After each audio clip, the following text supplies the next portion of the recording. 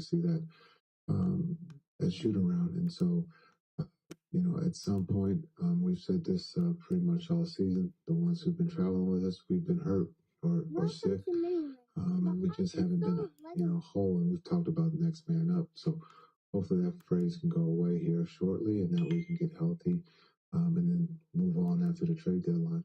Jason, what is the scenario you envision tonight for Mac Christie getting on the floor? Yeah, bring him off the bench and try to make it, as simple. He's had one shoot around, but he understands how to play, and so we're really excited to get his feet wet tonight and put him in a position to be successful. Hopefully, we don't run him 40 minutes, but just understand he can play minutes, and we're excited for him to be a part of this. In the recent film that your coaching staff would have studied in preparation for Philadelphia was them playing without Joel Embiid, but he is going to be available tonight. How does that change? Yeah, we practiced. We had shoot around as if Embiid was playing tonight, so it's easier to adjust if he's not playing. But we went through as if he was playing tonight. So hopefully we can make it tough on him. He's one of the best centers in this league. He understands how to score. And so it puts a lot of pressure on our defense, but hopefully we're up for that challenge. Nick, about the uniqueness of this trade, both teams being in the building playing each other tonight. You mentioned that the minors thought it happened teams and that he was pretty used to it, but for you, it's one unique things where a guy could be in the building, might try to talk to him from out of the league. Yeah, it's a unique trade. Both teams being here and one player being swapped.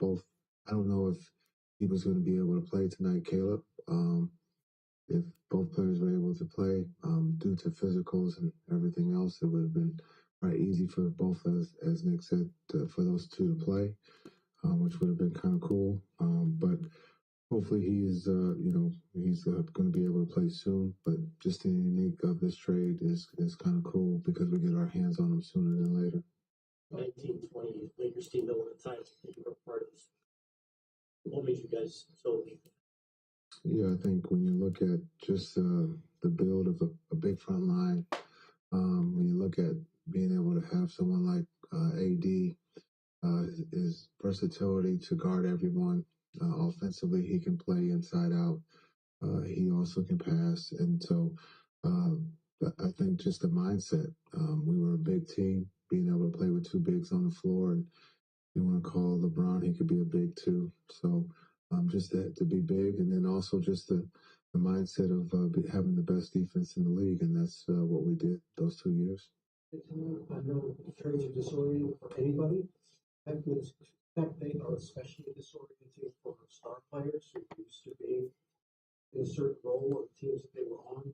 And I know you know AD, but I just wonder, what do you tell them about expectations and not having to try to be more than you are coming here in the role that you have here as opposed to what you have now?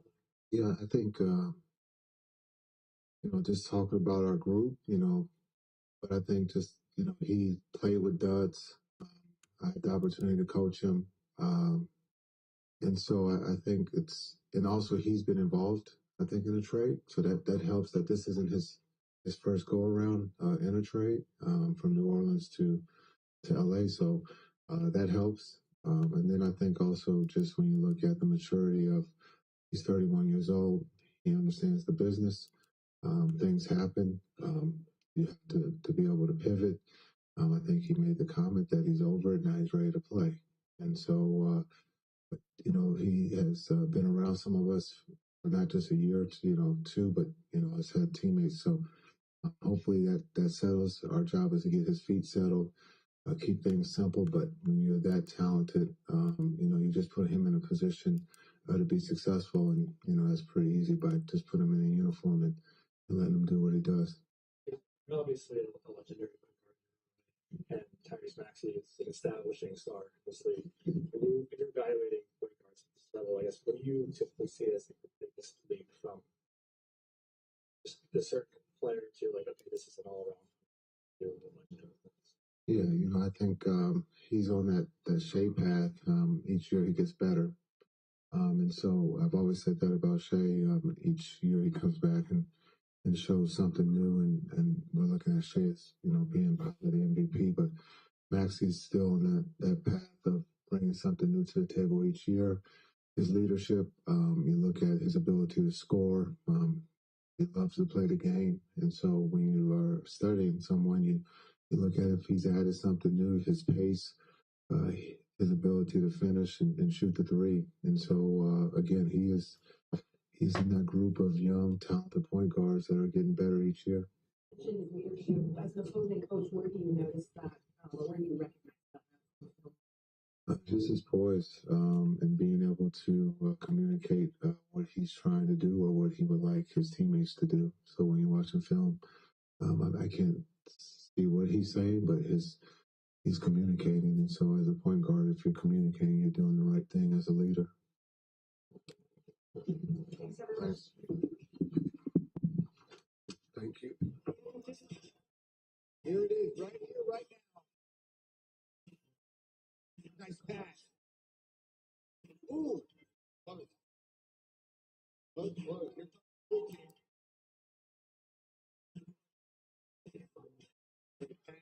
Check pass. Quick rebound by the Red.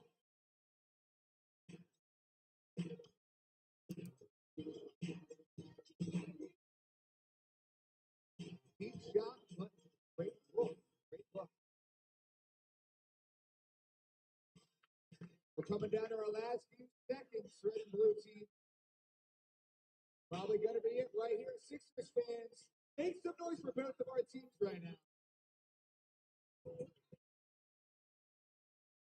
30 seconds left. Great move. We were dancing out there.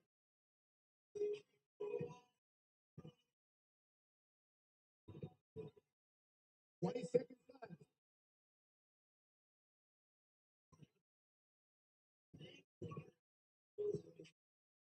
10 seconds left. 10 seconds. 5, 4, 3, 2, 1. Sixers, make some noise for both of our teams. Everyone come to center court. Great job by both of you. Great job. There you go.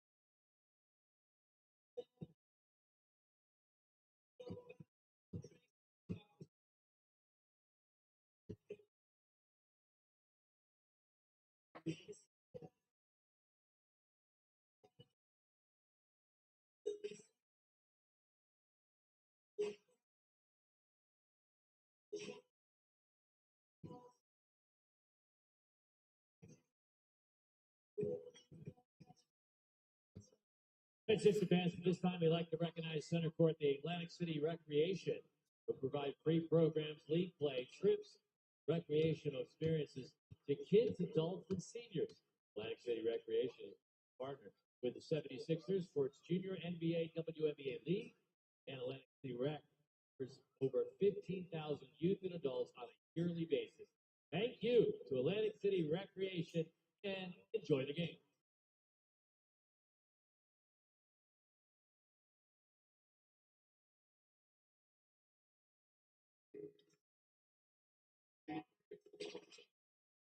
Sixers fans, what is going on? Welcome back to At the Center. Tonight, we got a matchup between the Dallas Mavericks and your Philadelphia 76ers. Now, that is the interview host for tonight's game. Y'all know I got the energy. I'm ready to bring it, and I want to make sure the vibe check. Sixers fans, if you're ready for some basketball tonight, I got to hear you. Make some noise. That's what I'm talking about. Now, behind me, the best entertainment in the NBA. We got the Sixers and Squad 76. You'll see them throughout the night doing their thing and bringing amazing energy. But we're going to get right to it. The official pregame warm-up is going to start in just a few minutes. So sit back, relax. What you do is draw a little. Ooh, I like it. Sit back, relax. We're gonna get started. You don't know what you gotta do. Ready? On three. 1, 2, 3. Let's go. Sixer. Yeah.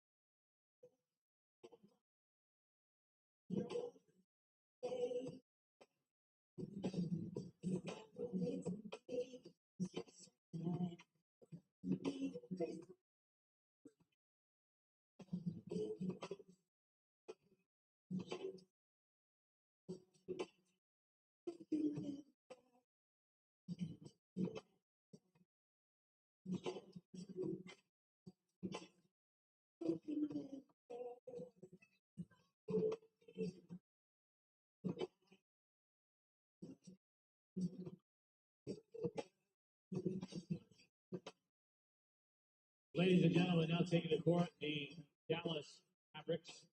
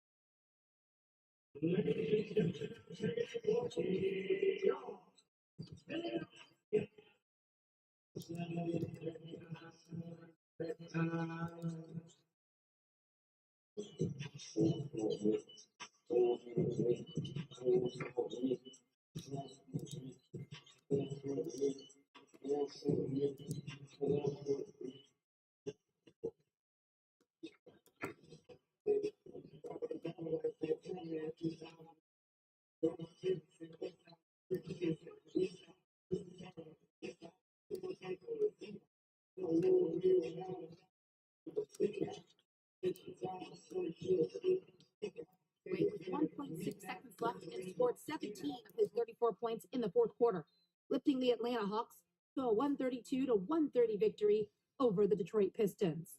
Jalen Brunson had 42 and 10 assists, breaking a tie with Carmelo Anthony for third on the franchise list with his 18th 40-point game with the Knicks as New York beat Houston 124-118. No Dame, no Giannis. Oklahoma City Thunder blew out the Milwaukee Bucks 125-96. SGA went off for 34 points, scoring 30 in the first half. The Sacramento Kings defeat the Minnesota Timberwolves 116-114. DeMar DeRozan led the Kings with 33 points and 7 assists as Naz Reid scored 30 in the losing effort. Memphis Grizzlies blew out the San Antonio Spurs 128-109 behind Jaren Jackson Jr.'s 31 points. Victor Wembanyama had 27 and 10 in the loss. In other action around the league, Washington beat Charlotte 124-114. Indiana escaped Utah 112-111.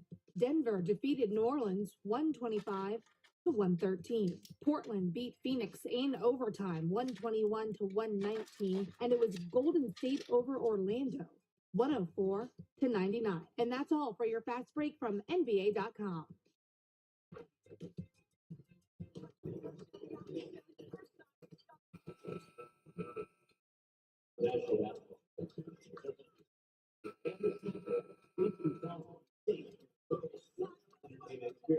Please be advised, engaging in any discussion with the fight, using a gesture, subject to rejection, and responsible for arrest. Please report any inappropriate behavior, your usher, security guard, or guest hosts and staff members. Thank you and enjoy tonight's game.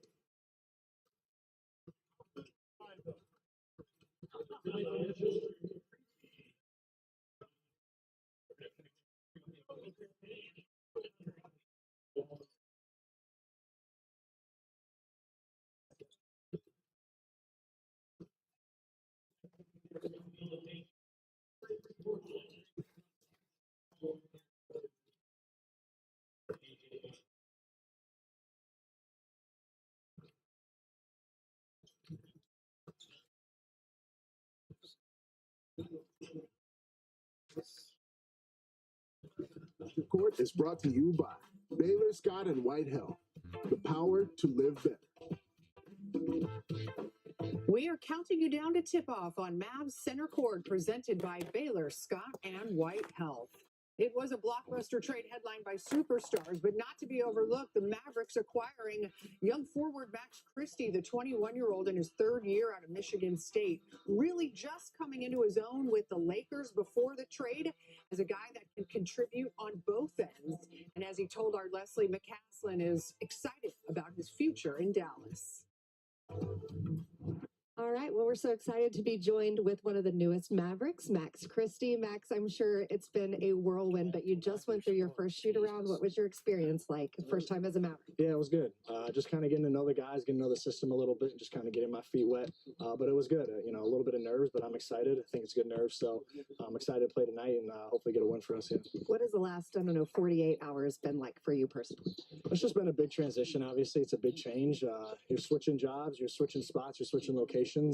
So I got to meet all new faces and meet new people, meet new teammates. So obviously, it's been a little bit of a lot, but it's starting to slow down for me. And I'm starting to kind of get my feet right and get my feet underneath me. So I'm excited. Okay, so obviously we want the fans to be able to get to know you. I've heard your nickname is Prime. Give us the background on that. Yeah, when I was a rookie with the Lakers, rookies have rookie duties. They need, to bring cards and speakers and do all sorts of stuff for their vets. And I kind of prided myself on that because I thought it would carry over for me. And I did a good job. Whenever they needed something, I always had it pretty quick.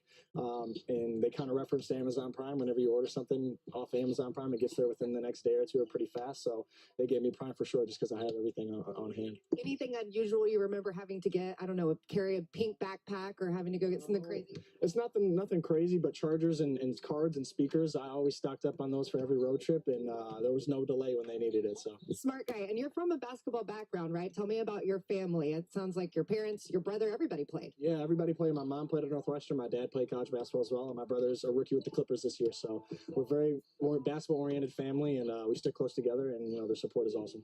Obviously, people are so excited to meet you and to meet AD, and also very sad about losing Luka. What would you say to those fans that are about to get a new look Mavericks team? Yeah, it's a transition for everybody, right? It was one of the biggest trades, in sports history, I would say. So everybody's going to go through a transition, and I can understand why people may be upset by Luka leaving, and it's just a new look, a new transition for everybody. So I think when everybody gets their time and everybody kind of transitions over the next course of a few days or a few months or however long it takes them, I think it'll be really good. Last question.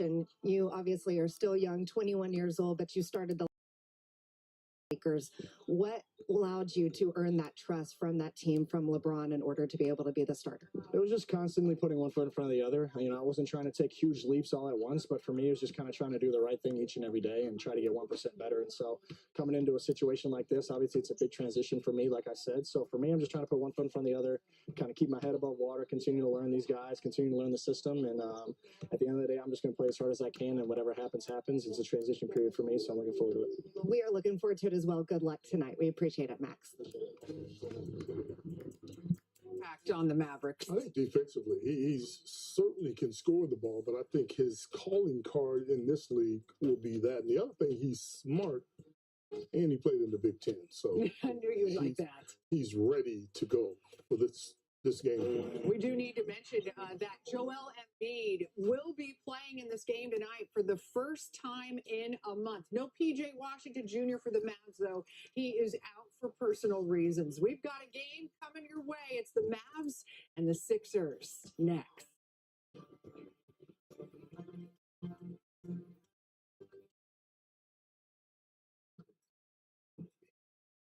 Just in case you've been living under a rock, the Dallas Mavericks made one of the biggest trades in NBA history, sending Luka Doncic to the Lakers for Anthony Davis, among others. They're taking on the Cleveland Cavaliers. It's a shorthanded squad today, and boy, not the team you want to be facing shorthanded. Darius Garland gets a three. Then Garland takes it up court, stops in the paint, hits the bucket. Then Donovan Mitchell drives into the paint and finishes with the layup here. Watch it one more time as Mitchell just going to work, cross it over and laying that in. Then Mitchell pulling up and knocking down the three-pointer. We're still in the first quarter, and Cleveland puts up 50 points. That sets the record for the most scored in any single quarter in franchise history. They were up 50-19 and still put on the gas. Evan Mobley drives in for the dunk.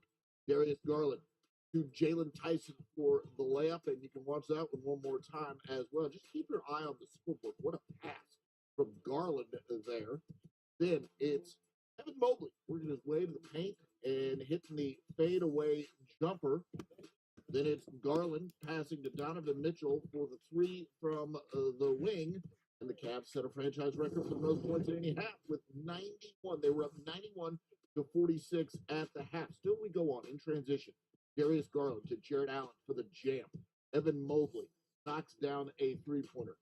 Sam Merrill also drilling a three-pointer. This makes it 115 to 71.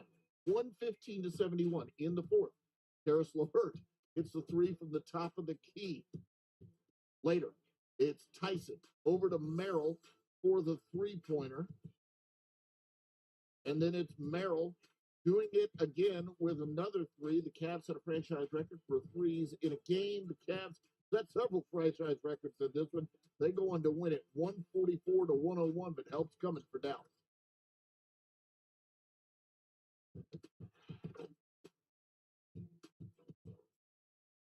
I love playing basketball. I may not make it to the pros or have a shooting done, but I keep playing. I'll gain confidence. I'll make new friends. Play hard, but I'll stay physically and mentally fit. I'll play with anyone. And most importantly, I'll have fun.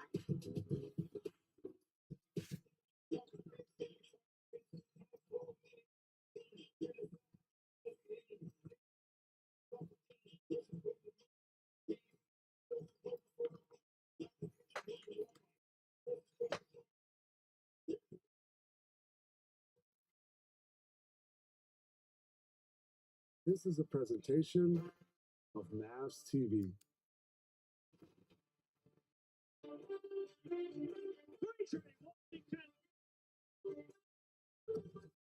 He just caught a body. What a tough shot.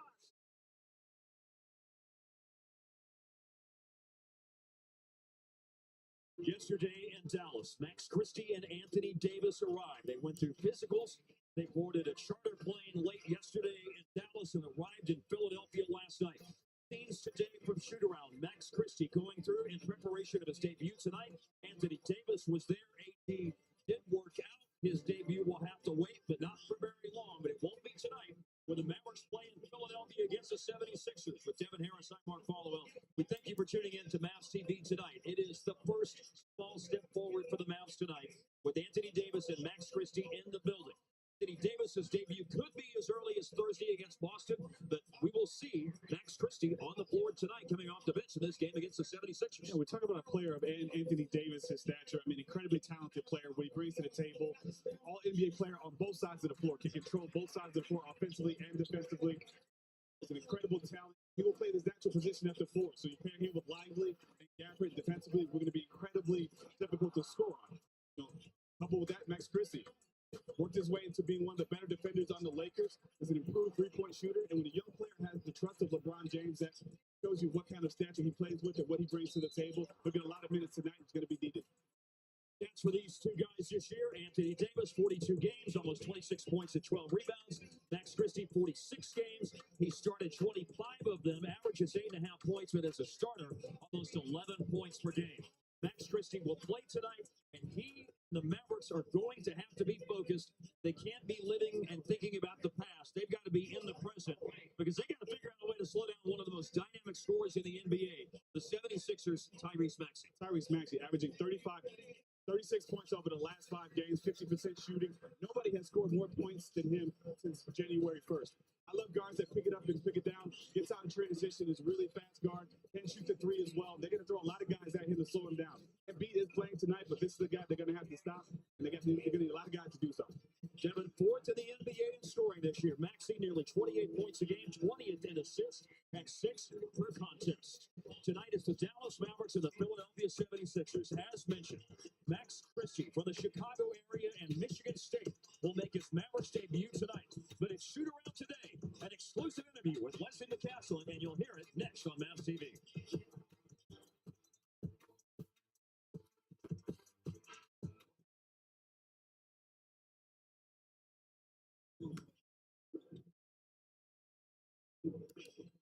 It's a real honor to be here today at the East Dallas Boys and Girls Club. Kids, I have to tell you, this is for you. We did this so that you can have the best possible opportunity that you can have.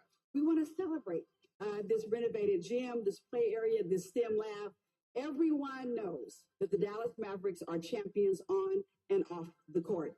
we pride ourselves on the work that we do in the community. And what's so special about these legacy projects is that, as in the case of this Boys and Girls Club, we're able to refurbish the basketball floor, complement their STEM lab, bring in some new computers for these kids. This will be a lasting facility. So I just love being able to get back to y'all and just see a smile on your faces. Just always believe in yourself. Don't let anybody tell you things you can't do.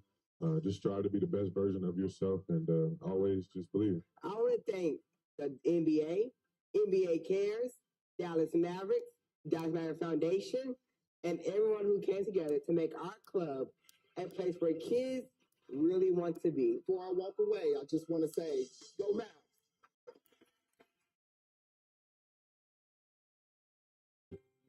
This is special for you all to come here to our community. A lot of times our community is unseen and felt unseen. And to have moments like these are those jolts of energy, and then also the relationship building. So thank you all for all you've done and all that we will continue to do in the future. I think both the Mavericks and the Sands are very community focused. I think giving back to the community is very important for both the community in which we operate and for our kids' values. So I think for us to find a great organization like this to be able to contribute and help the mission that they're on is very important. This is great what you're doing there. Thanks for having us. Gotta make it happen. We have two $50,000 checks.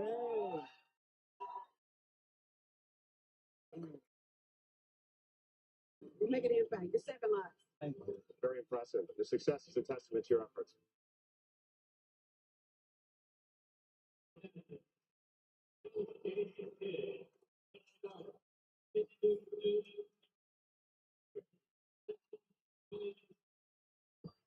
One of the notable landmarks of Philadelphia, the Ben Franklin Bridge. Tonight, the Mavericks are in Philly to take on the 76ers. Max Christie, one of the two players acquired in the trade over the weekend, sat down at shoot-around today with our Leslie McCaslin for a Mavs TV exclusive interview.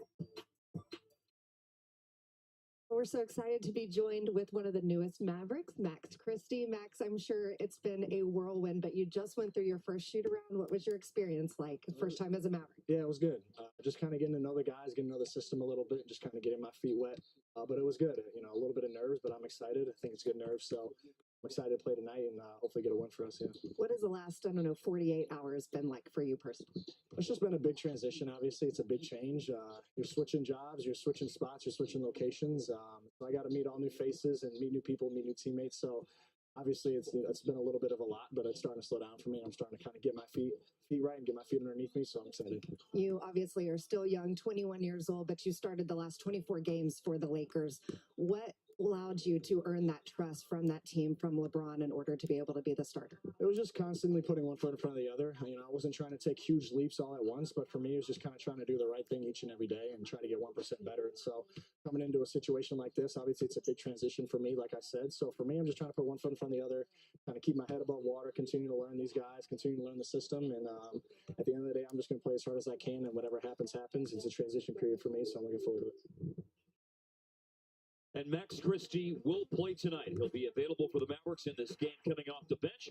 Anthony Davis is here in Philadelphia, not quite ready to play tonight, but he'll be with his new teammates as well. Tonight, it's the Mavericks and the 76ers. The lineups and the tip-off are next on Mavs TV.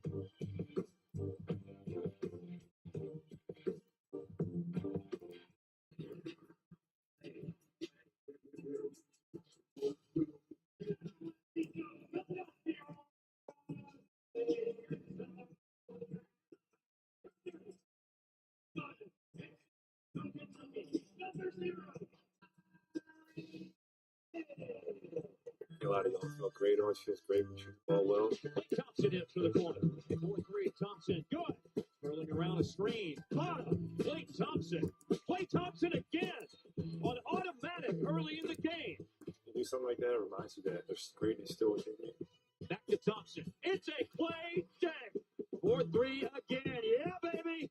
Thompson. Oh, yeah. He drills his 7th 3 of the first quarter.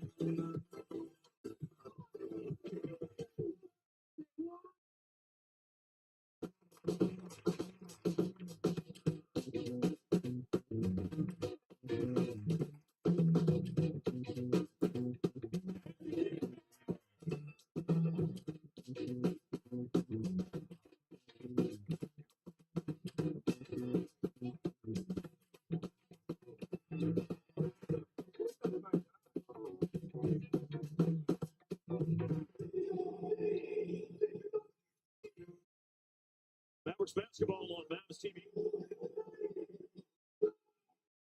The Wells Fargo Center.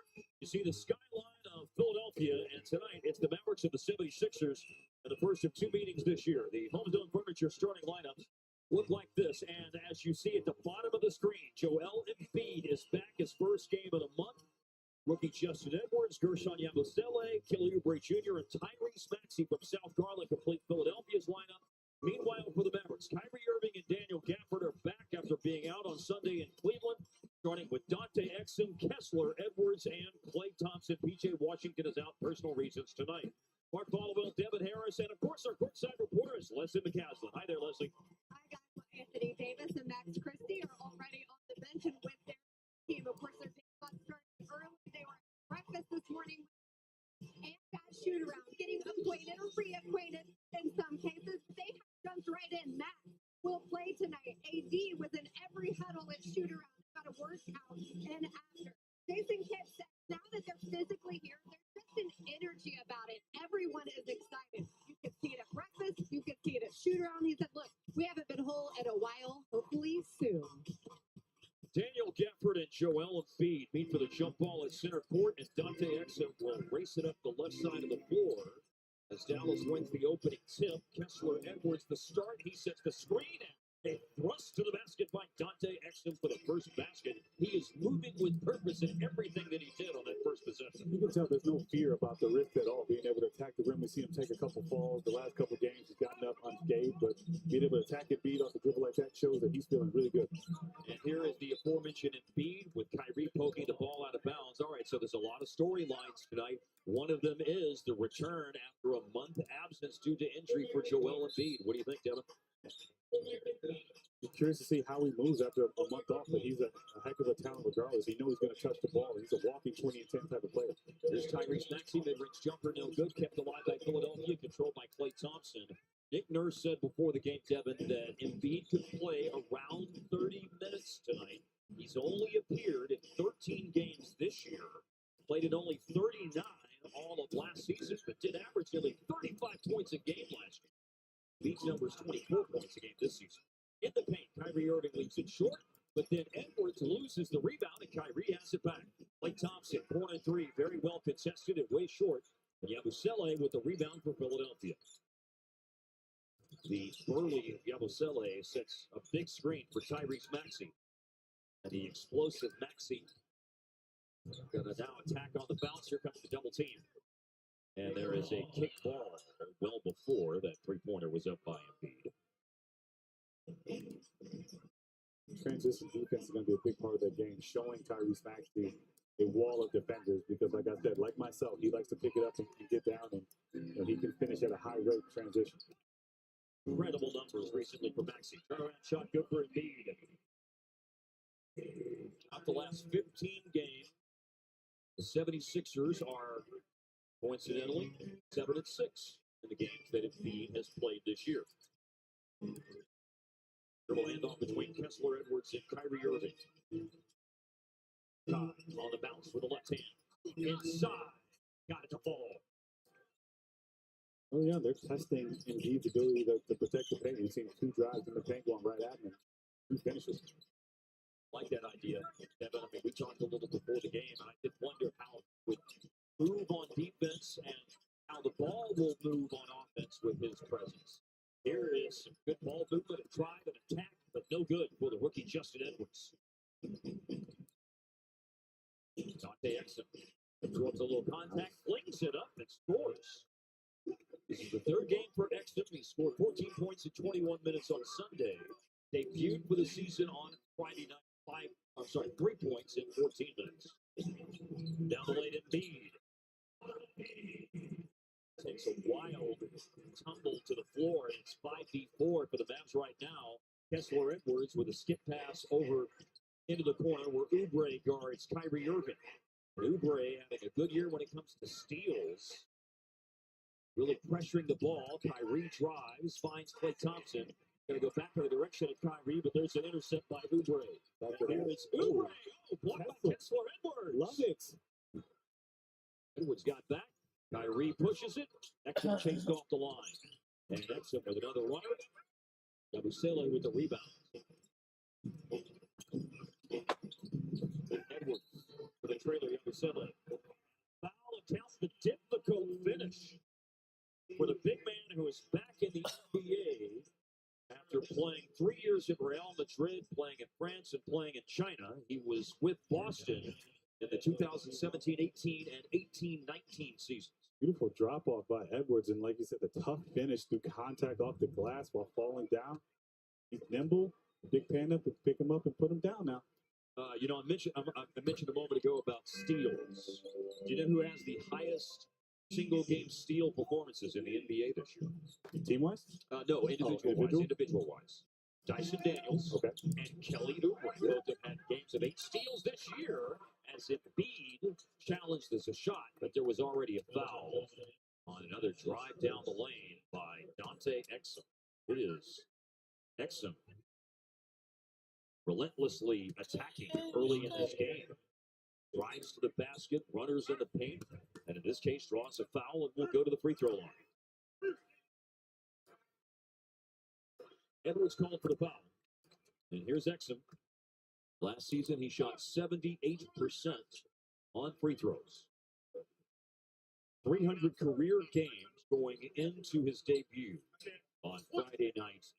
So number 303 tonight for the 29-year-old from Australia. Drafted over 10 years ago, 5th in 2014. Most of his NBA career with Utah. Played a little bit with Cleveland, then went to play at FC Barcelona and Partizan in Serbia. There's a big chance for another three-point play with the 76ers. When they put him in that high post area, he's difficult to double team because he can see where all the guys are coming from. And obviously, we know he has a touch from that free throw line, and his ability to draw fouls is second to none. Be able to get an and one off a jump shot. It'll be a tough matchup for Gav. I think it's very telling that Joel Embiid's only played 13 games, but still has made enough free throws this year to qualify for the league leaders. That's very telling. 103 made free throws this season. He's third in the NBA in free throw percentage. He's at 92% this year and already has scored 7 points out of the 76ers' 10. And they lead the game by 2. Phillies lost their last 2 games. Here's Klay Thompson, no good. Long rebound is collected by Yabusele. Here's Maxey. Maxey's been getting buckets left and right the last few games. We'll see how Embiid's presence impacts his offense. A 3 is up and on target for Justin Edwards, 21-year-old native of Philadelphia. Down the lane, lob, and trying to get it home is Gafford, and I think they've got an offensive basket interference here. Kind of caught in between. I don't know if that was a shot or a pass. Yeah. Looked like a shot. The dreaded caught between two minds here. Gafford grabbed the rim. I think that's where the goaltending. Maxey lays it in. The catch on the move for Tyrese Maxey to finish. 4.5 minutes into the game. Exum sees the gap. Billy slams the door shut. On the move here is Kyrie. Difficult attempt to draw a foul. The left hand is difficult to deal with, especially when he goes left. Really to shield the defender from the ball and draw a foul. And most right-hand players are going to come back to that right hand, but he has a unique ability to shield that and go with the left. Well, not only is Joel Embiid, as I mentioned a moment ago, amongst the very best in the NBA this year at free throw percentage, but Kyrie Irving is as well, although he just missed the first of 2, going into play at just over 90%, which ranks 5th in the NBA. That obviously just takes a little bit of a hit. And here's Exum going out, and Spencer Dinwiddie coming into the game. Interesting to note how well Kyrie has played on the road, and how much better his road splits are compared to home splits. Obviously, younger players typically play better at home, which means somebody to set the table some of these road games, and we know how good he is, especially in those fourth quarters. Well, he can set the table, and then he can pick up the dishes at the end as well. Whatever you need, Kyrie can do it.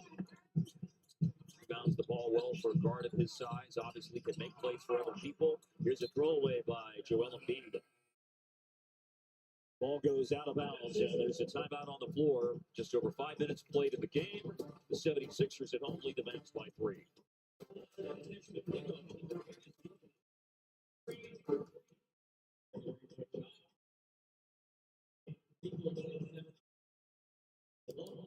Well, we are here with the Mavs Foundation to donate a new fan to Union Gospel Mission here at the Center for Hope. UGM Dallas has been in town since 1949. We have 2 facilities here at the Center of Hope, about 125 women and children. We provide food, shelter, clothing, a safe place for them to live with other wraparound services to help them get back on their feet. Union Gospel Mission is a grant recipient of the Mavs Foundation, and they applied for a new van that we could help to donate to them to be able to take kids all across town for school and all the ways that they might need to be transferred. It's extremely important to have transportation for the families. So most of them do not have their own cars. With this wonderful van, they'll actually be able to go back and forth. Our caseworkers here at the mission will be able to take the children back and forth to school and to doctor's appointments, etc. So it's going to be a great accident to have.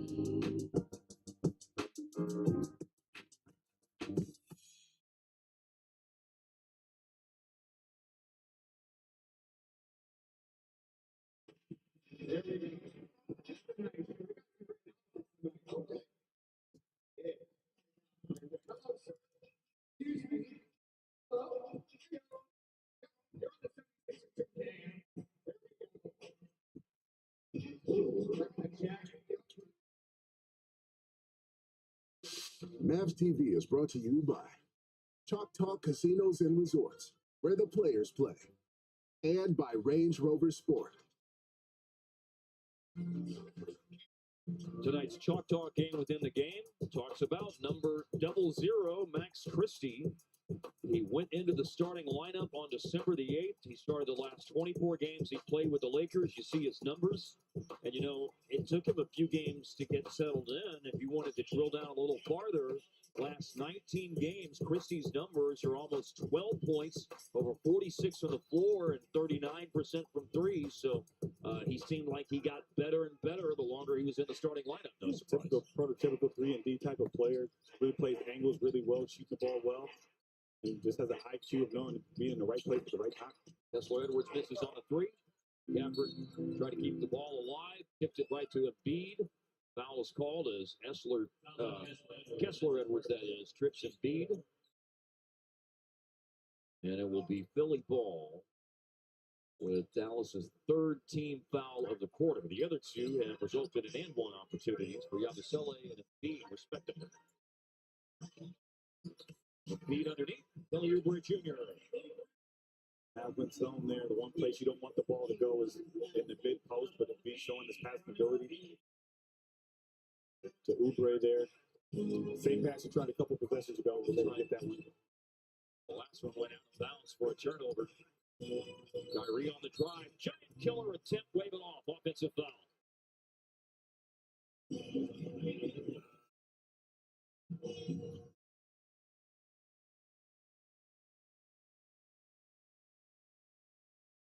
Using his off arm with the big man, Gershon Yabusele, trying to defend him.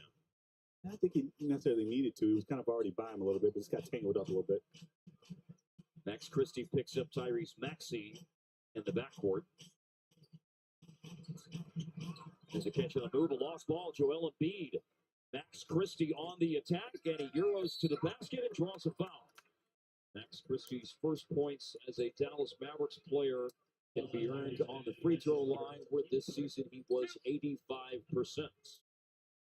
Talk about his defense. They'll go kick the ball right to him. Good opportunity here in transition. I like the slow Euro step. Yeah. Rims out the first free throw. Next Monday, Max Christie will turn 22 years old. He was a McDonald's All-American in Rolling Meadows, Illinois, in the Chicagoland area. A year playing at Michigan State, and there's his first points at a Dallas Maverick, going 1 of 2 on the line. I'm not going to hold it against him that he went to Michigan State. Well, I think you're actually kind of showing some love to him tonight because you've got a Spartan. Well, I think you're actually kind of showing some love to him tonight because you've got a Spartan green suit on tonight. I mean, it's a green bakery. I hear you. I got you. Oubre underneath. Didn't go basket. Kelly Oubre's in a really good streak lately. Last 6 games, almost 21 points and nearly 10 rebounds a game. Hard drive and pull up. Kai got it. Who was your biggest rival in your time, Wisconsin? Michigan State. Obviously, that was Illinois in there too. Obviously, Michigan State was very, very good then. Not too far removed from the McCain Cleaves. I never lost to them. They weren't good when they played Wisconsin. We'll put it that way. Here's Daniel Gabbard with a rebound. Kyrie, the outlet. Here's Spencer Dinwiddie. Christie moves it. Good ball movement. Najee Marshall's in the game. There's a screen set by Gafford, giving Marshall a little sliver of space to drive. And a heave and a hit by Spencer Dinwiddie. 3-point basket is good for Dinwiddie. And for Dallas, that is their first 3-pointer of the game. They missed their first 3 tries from downtown. Edwards bumped, paw on the ball by Gafford to knock it out of bounds.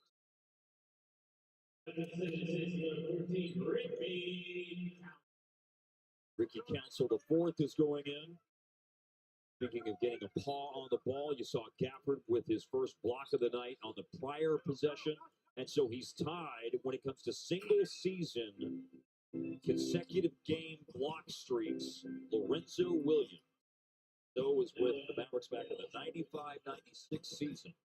And Gafford has now blocked a shot in 22 straight games. Now, if you looked at across multiple seasons, across 2 seasons, John Bradley did have a streak of 25 straight games. Drive, Maxey, finish. Is it me or is he holding his hand like something? Who's that? Maxey after the layup. See if everything's A-okay there. Kyrie side steps for a 3, no good. Tyler Kelly just came into the game. Maxey wanted to have a go, and so far, I think Max Christie's defense has been good against him. But there's a 3-pointer that goes in. As Edwards connects on one, 35% for the rookie. On threes. Hello. An attack by Kyrie. And a very quick one, and then gliding to the rim draws a foul. Kelly Oubre Jr. called for the foul. All right, let's go back to this drive here by Tyrese Maxey. Kyrie Irving line to shoot 2. Hard to see there. So he finishes with the right, but it almost looked like he grabbed a hold of his left hand. Maybe just the contact with the body, maybe? Yeah, the contact when he had that little ward off with Max Christie. Well, probably going to take a whole lot more than that to slow down Tyrese Maxey, who had 34 in their last game against Boston. They blew a 26-point lead and lost that game to the Celtics on Sunday. Devin, you mentioned off the top of the broadcast that Maxey is averaging 36 points in the last 5 games, all 5 of them 30-plus performances. 50% shooting as well, and since January 1st. He's leading the league in total points. Yeah, you go over the last 14 games, Tyrese Maxey's averaging over 32 points per game. Here's Reggie Jackson, who's had a good game or 2 in his career against Dallas. And it's a far away giant killer attempt from just inside the free throw line by Tyrese Maxey. Puts you in such difficult positions because of his ability to shoot the 3. Obviously, he can get to the paint with the best of them. He's got nice flow and pull up as well. 3-level score. Kyrie drives against Reggie Jackson. Max Christie, good-looking 3, rattles in. And Max has his first basket with the Mavericks. It's a 3-ball that cuts the lead for the 76ers in half. To answer back, Tyrese Maxey does.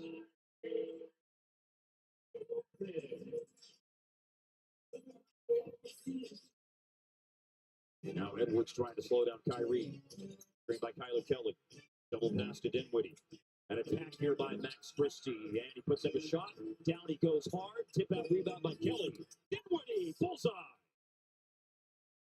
Good attack there by Christie. Didn't get to finish, but created another opportunity right to Spencer. Knocks it down.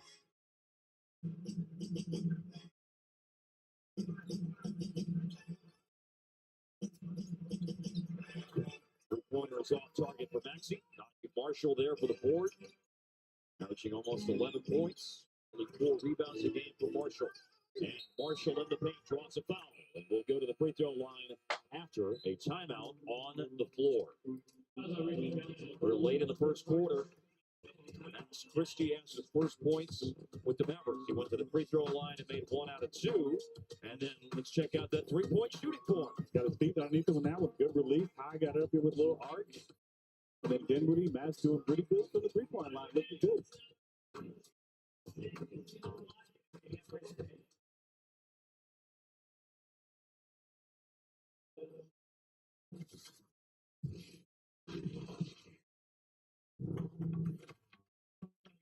Marshall's going to have to shoot this. He does. It scores. He was concerned. You have to tell him what play to make. He knows the game and plays the game. He's fearless. Najee Marshall driving, spinning, and scoring with pillow soft touch. He scores at all 3 levels. Marshall is the offense initiator. Oh, and a nice change of direction and just shoots right through the A-gap to score. And is a force on the defensive end. Yeah, I like being his teammate better than being an opponent. So, yeah, he works his butt off on both ends of the floor, and he deserves everything he's doing right now. Najee Marshall has unlocked his potential, and it shows in his confidence. I think just the confidence that the guys have in Marshall, not just on the offensive end, but on the defensive end too. He's in a real good groove right now. He's finding his confidence, and he's continuing to build on it. Just watching his confidence. Watch him just being able to go out there and just play free. You know, he's not going out there thinking about mistakes. He's going out there trying to make a play, and that's what we need. Now to Marshall.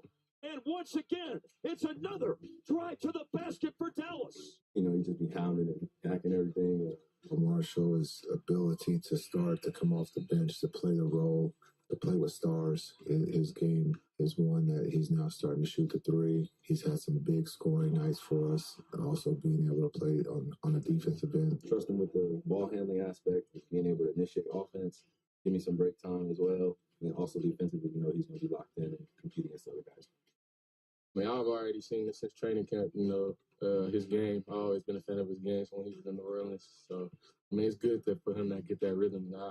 He know that I like to see it, and everybody else like to see it. So. You don't need people to be timid out there. We need people to be aggressive. That's definitely Tyrese Maxey has had a stretch here in the first quarter where at one point he scored 9 straight points for the 76ers, who currently lead Dallas 26-23. Now, Maxey from South Garland High School, so obviously very familiar with basketball fans in the Metroplex and know what he's done since he's been in the league. He was the most improved player in the league last year, an all-star, and there's those last 5 games that we've been talking about tonight, Devin. Yeah, I trained with Maxey the summer before he went to Kentucky. There you go. And he was the way he plays the game, he doesn't play with fear. He attacks everybody. He attacked me as an old veteran, and that same attack he's taken to the NBA. He's gotten better each and every year. You know, I thought he should have been an all-star, although he got off to a little bit of a slow start with some injuries. But the way he's playing right now, you know, with the most improved last year, I mean, he's continuing to get better. I mean, he's somebody that you have to deal with all night long. I mean, he plays with a pace and shoots the ball extremely well, and they put their fear. This is his team. They're kind of transitioning from Joel to Maxey, and he's playing like a franchise type player. Now, you were probably like 39 or 40. No, I was like 36. But still, I mean, I was like, this kid has no fear. And there's a no fear drive up the baseline by Ricky Council. Council's had some nice performances over the last 4 games, averaging 12.5 points. And both his field goal percentage and 3-point percentage are just a little bit shy of 50%. Stepping into another 3. Dinwiddie's made 2. Missed on that one, however.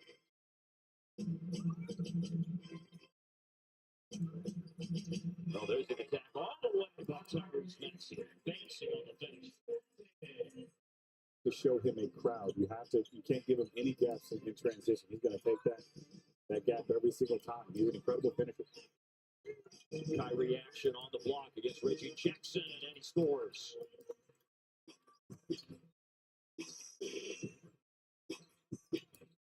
Saw on your screen a moment ago, a whole bunch of pink points for Philadelphia in this game. They already have 18, but they want a 3 right now. They got one. Ricky Council.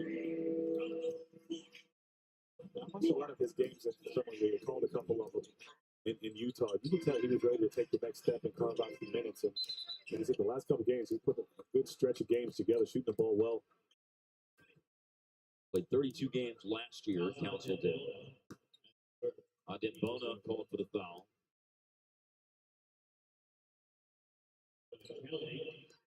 Council 12.5 points over the last 4. Had 11.7 boards, 8 assists to season high against Boston on Sunday. Here's Kyler Kelly, 3 out of 4 in 3 games on the free throw line. Hey Dallas, it's time for another ring. Choose Mariloff for diamonds and fine jewelry. Kyler Kelly made a start on Sunday, 12 points and 11 rebounds in the game. So his third NBA game was his first start and recording his first double-double for the 27-year-old from Jervis, Oregon.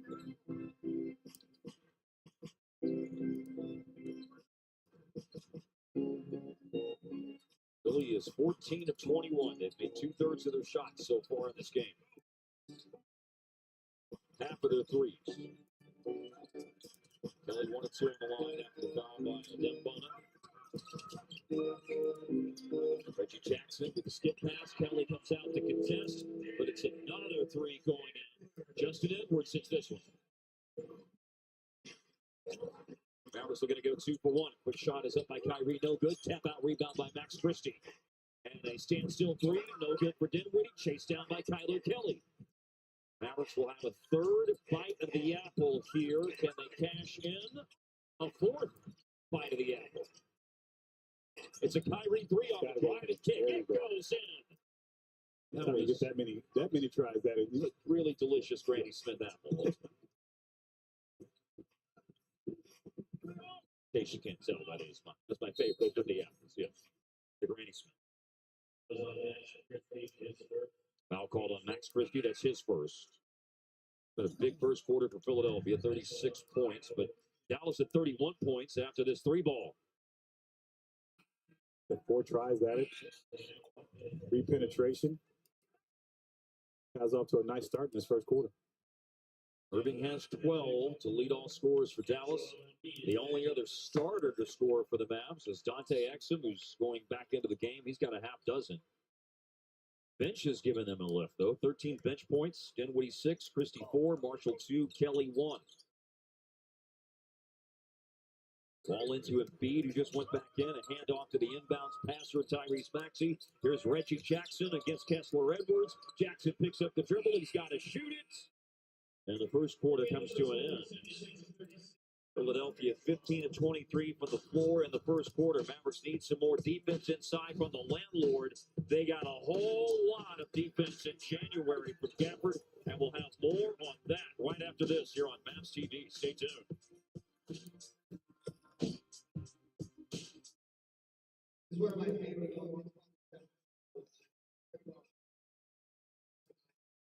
A fake, a fire, and a triple. How many times have we seen that? Look at Curry. He's smiling right now. He's smiling at us right now. Gafford outside. Thompson a 3. Another one.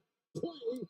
Action 2 from deep. We know how much respect you have for Clay, but when he did the shimmy, you're ready to check in. We're shaking your head. What were you thinking when you saw him pull that off? He knows better than that. Congrats, Steph. Mitchell for 3. 50. A team record. Donovan was just watching and just calculating the play. Even when he's not making shots, he draws so many people to pay attention. But if you don't, he's going to get cooking. And the thing is, he's been spectacular.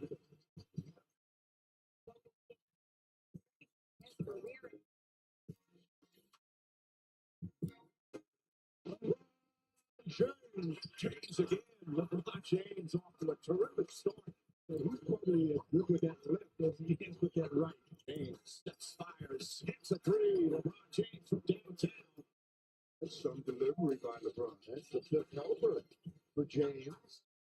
of that. Here's LeBron down the middle with a thunder dunk. LeBron looks like he's in his bag tonight. Let's get out of this man. Let him do his thing.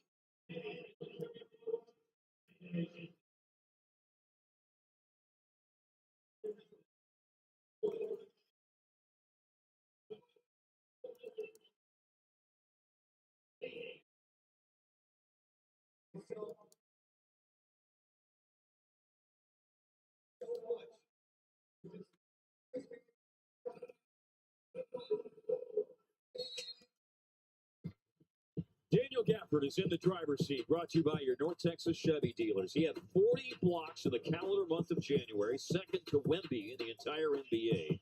He's just the second Maverick to have 40-plus blocks in a calendar month. Sean Bradley, the only other one, who did it 13 times the last time in December of 2002. In 6 of the last 7 games, Gafford has had at least 3 block shots. His ability just to command the paint. We talked about Lively being out. He wanted to step up for his guy and hold it down until he gets back. He's doing that and more. Kelly Oubre with some offense initiation. Got it back from Embiid, corner 3, in and out. Rebound, Max Christie. Tyrese Maxey out of the game. He created 23 points in the first quarter, scored 11, and assisted on 12 other points with the 5 dimes that he had. Here's the trip. Down goes Dante Exum. Coming together between he and Kelly Oubre Jr.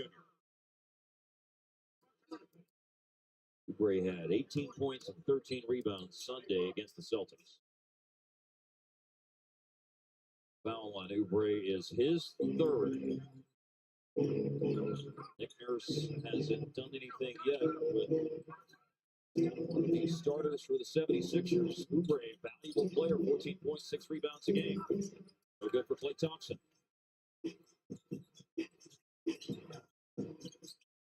Ricky Council went to Wichita State for 2 years, then Arkansas for a season. Found Embiid. Missed off the heel of the rim, and Gafford snares the rebound. A lot of extra driving. Maybe he'll have a chance to do so here. Opts for the pass. So a handoff. Edwards to Christie. Excellent. Late clock. There's the attack. Flips it up and in. Excellent by Exum. Doing a good job of getting into the paint. He's going to finish a couple of times over Embiid. Really get to that strong right hand. Nice little flip shot there. Well, they got clean through his debut. Did a little bit more run on Sunday. Obviously, very effective so far tonight. Flat 3-point attempt. There's Christie with another rebound. 3rd board. Along with 4 points so far for Max Christie. Here's a lob, and it's cracked home by Daniel Gafford, and the setup by that dude, Dante Exum.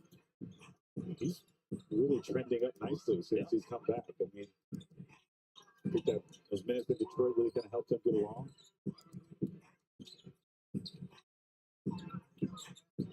Kessler Edwards, the defender. Double team, and B flips it over. Council misses. Mavs have a chance to go in front. Reggie Jackson defending. Screen by Gafford. Follows Exum into the paint. Shot clock's gone down to 7. Christie floats over to an open spot. Exum finds him. And Christie drains the 3-ball. Dallas in front. It's a simple flip out screen. Lack of communication, gets a wide open 3. Get that high IQ. Reggie Jackson inside. Rounds it in. Ties the game. 4 points, 12 minutes a game this year for the veteran Reggie Jackson. His 14th year in the NBA for Boston College. Exum once again.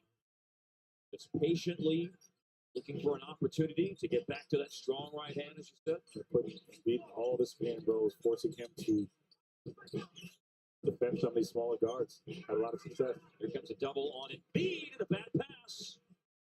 You made the point earlier, and you're spot on. Embiid does move the ball well. There's no question about that, but he's also thrown the ball away a couple of times tonight. Yes. Maybe the timing a little off. A little bit of that, and not knowing where the double teams are coming from. Yeah, that was a sneaky one. Exum coming up from behind.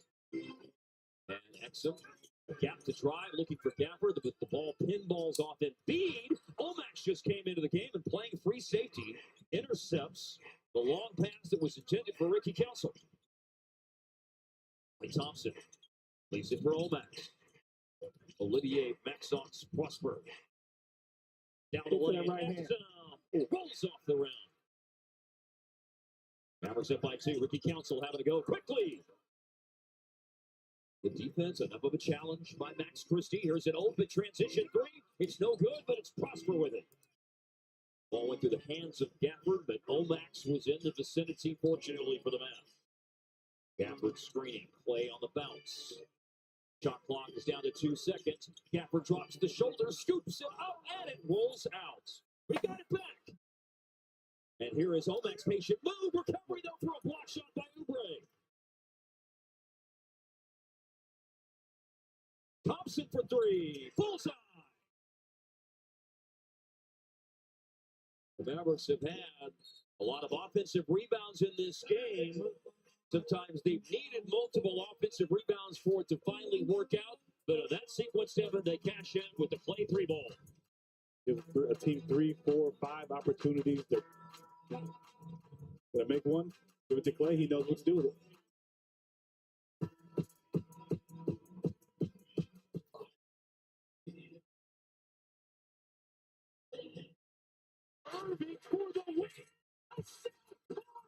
I was like, oh, I have my left hand when I go to it. That was spectacular. What a layup. Are you kidding me? Oh, my God. Left-hand action. Kyrie Irving is the best left-handed finisher that is right-handed in this league. Shot that I work on being ambidextrous. Sometimes I spend hours straight just working on the left-hand stuff. Oh, that should be illegal right there. 13-foot left-handed blow. Giant killer. Oh, and a sweet move from Kyrie Irving. Throws it up. Give me a break. I just go back to being in my backyard, practicing all my layups or all my finishes. And then comes up with a ball shot to say, hey, I'll do this all the time. With the attitude I give, this is what I do. A little electricity. Left hand. Playing horse out here. Oh, nice crossover move. And the left hand.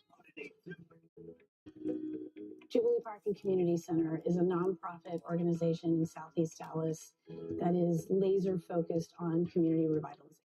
This grant will allow us to grow and fuel our efforts in decreasing chronic disease, decreasing ER visits, and increasing life expectancy for our community. It really means a lot for an organization like the Mavs to recognize the work that we're doing in one specific neighborhood in Dallas.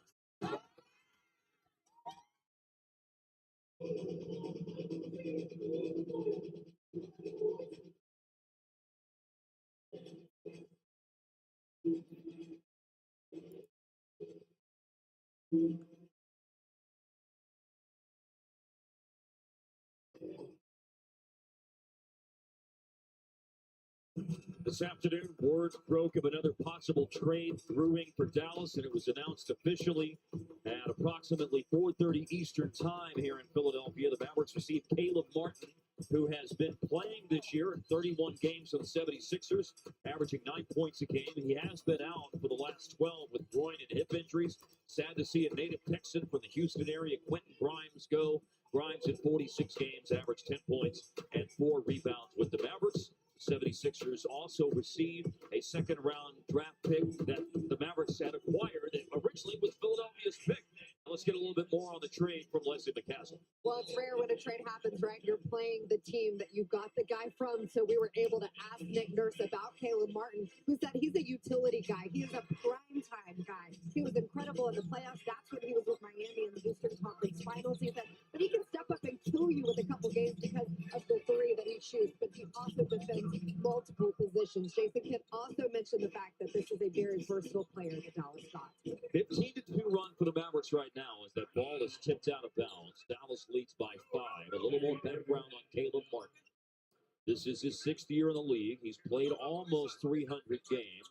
2 years Charlotte, 3 years Miami, 1st year in Philadelphia. And it's another wing player. Speaking of wings, Max Christie has debuted for Dallas tonight. Just goes out of the game with 7 points and 5 rebounds in 12 minutes. Very nice. On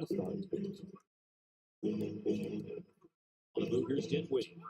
He's had a solid start tonight with some three-pointers going in. This is that pull-up in the paint. Justin Edwards brings the ball up the floor. Embiid back after a month out of the lineup. An exchange there with Tyrese Maxey for the step-back three. Long rebound, Kyrie grabs it. And then, spin cycle. There at center court, and the attack, and the finish. Thanks to Sir Isaac Newton pulling it home.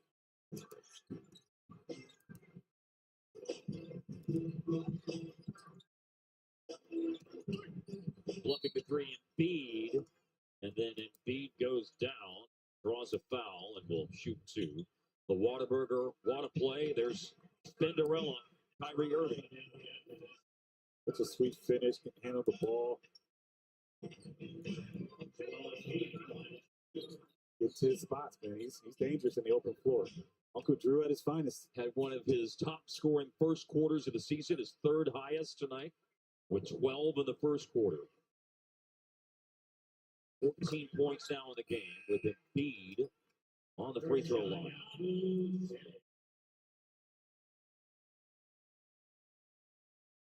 So the run got to 17-2 with Irving, Exum, Gafford, Christie, and Thompson having scored in the run for the Mavs. It was going cold from the outside during this stretch, too. There was a point in time, Devin, I know that they were 3 of 6 on threes. Now they dropped to 4 out of 12. Embiid with a rare missed free throw. He's only missed 10 free throws all season out of 115 attempted. 5:50 left in the half. Kyrie on a string. Swing by Clay for a wide open 3-ball in the corner, missed by Omax. Tyrese Maxey is fouled as he slips.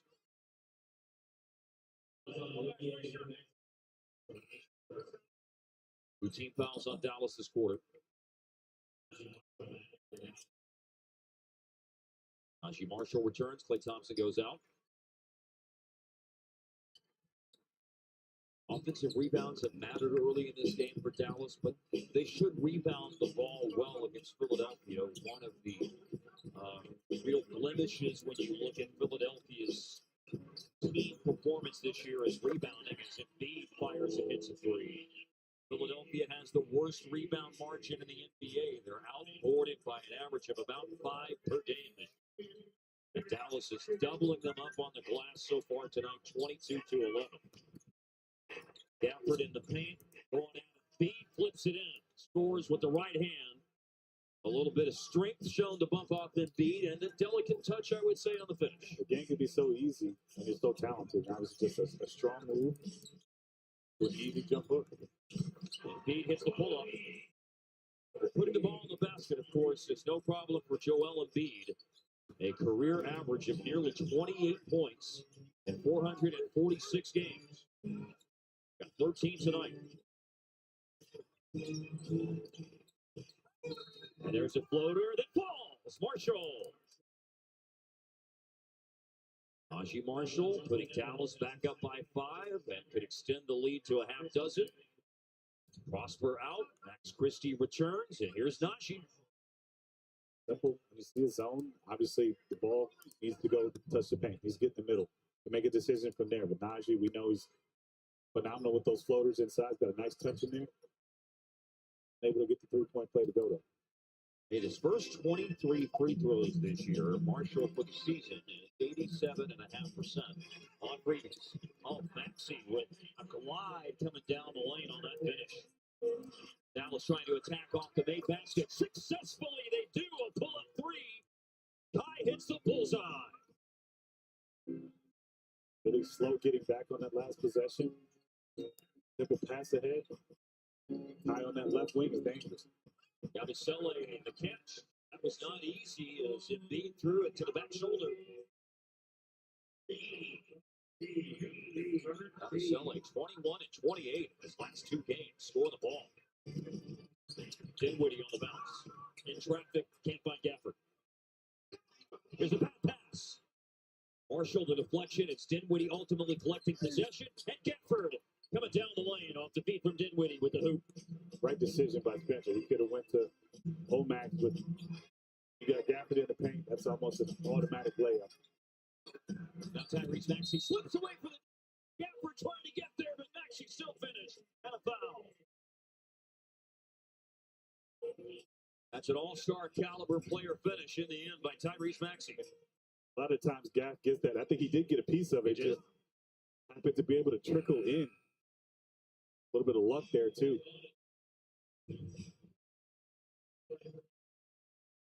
Well, this is unfortunate for the Mavs. Daniel Gafford now has 3 fouls. And with P.J. Washington unavailable, personal reasons, Mavericks down another big guy tonight. Of course, they may get some reinforcements in that regard as early as Thursday with the possible debut of Anthony Davis. AD said when he spoke this morning in shoot-around that he's hopeful of Thursday. If not Thursday, thinks he can play Saturday when the Mavericks host Houston. Kyrie blocked in the lane, but Marshall with the ball and goes into attack mode and draws a foul.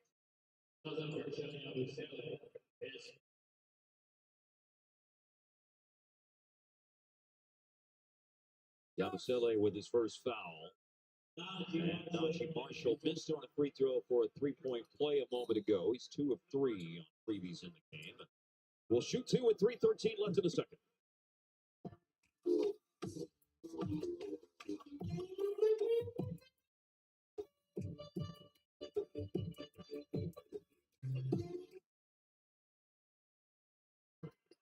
And to take advantage of those opportunities at the line, Dallas is 10 of 15. The Mavericks have shot 10 more free throws than the 76ers so far in the game. Mavericks are 4th this year in free throws, over 23 a game. But Dembona with the exchange. Oubre stayed out of the floor a long time with 3 fouls. He missed the jumper. The ball's out of bounds. And referee Nick Bookert, who's on the crew tonight with Matt Boland and Josh Timmons, says that will be Philadelphia ball. And there's a dead ball and a timeout on the floor with 2:54 left in the second, and the Mavericks are in front by 4.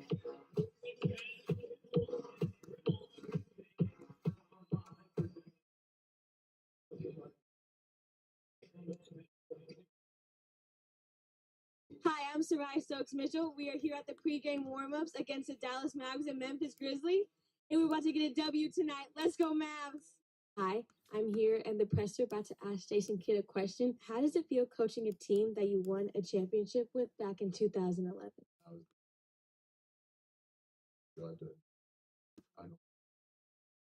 When you're just bored, what do you like to watch? Pretty much anything anime. Right now, I've been watching a lot of what is it? The new Dragon Ball series, Dragon Ball Daima. Been watching that a lot. Whose debt is owed tonight? Pretty much everybody. You know, the first was a couple of days ago, but rent is always due. Thank you so much. Thank you. What would you tell your younger self right now? To appreciate the journey, not try to get there too fast, to realize that the obstacles show up for a reason. And I would tell my younger self to always remember that God and great people will always show up to help me through any battle and any challenge that I ever have. And I don't have to do this alone. No way!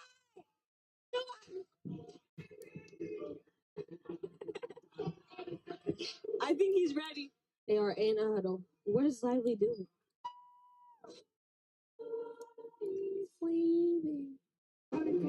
PJ Washington!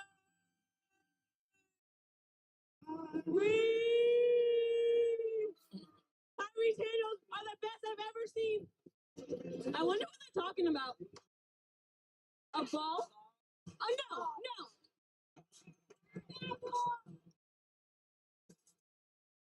The trade was worth it. I got a free ball return.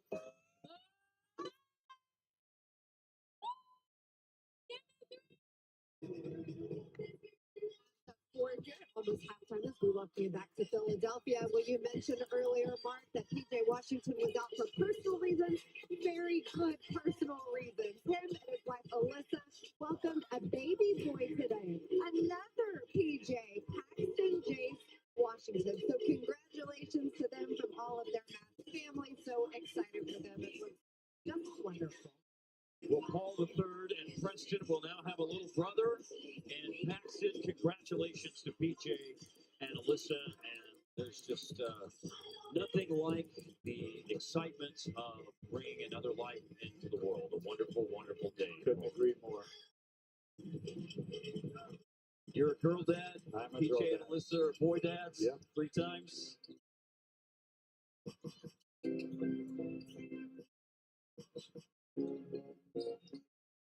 Back to action, Philly ball, double team on Embiid. Edwards, short on the 3. Gafford's on the bench with 3 fouls right now. Looks to a good job of gang rebounding, and this puts Kyrie Irving in transition. The foul is on the floor. It's the 4th in the quarter on the Maverick, on the 76ers, that is. No Maverick free throws on this one, but on the next one, obviously, Philly goes over the limit. Balls into Kessler Edwards. Second start of the year for Edwards. Lost ball here for Dallas. Maxey in transition. He can be a thunderbolt in transition.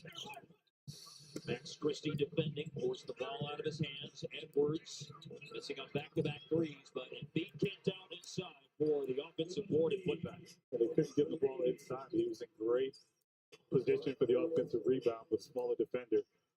Easy work. Haven't been a lot of offensive rebounds for Philadelphia tonight. That's just their second. Mavericks have 9. Second chance points, 11-2, Dallas. Well, we were talking fouls a little bit ago, and now Philly goes over the limit with 5. Kessler's got no shot, fronting, doing his job, fronting the post. Once that shot goes up, and needs somebody on the backside to kind of help out.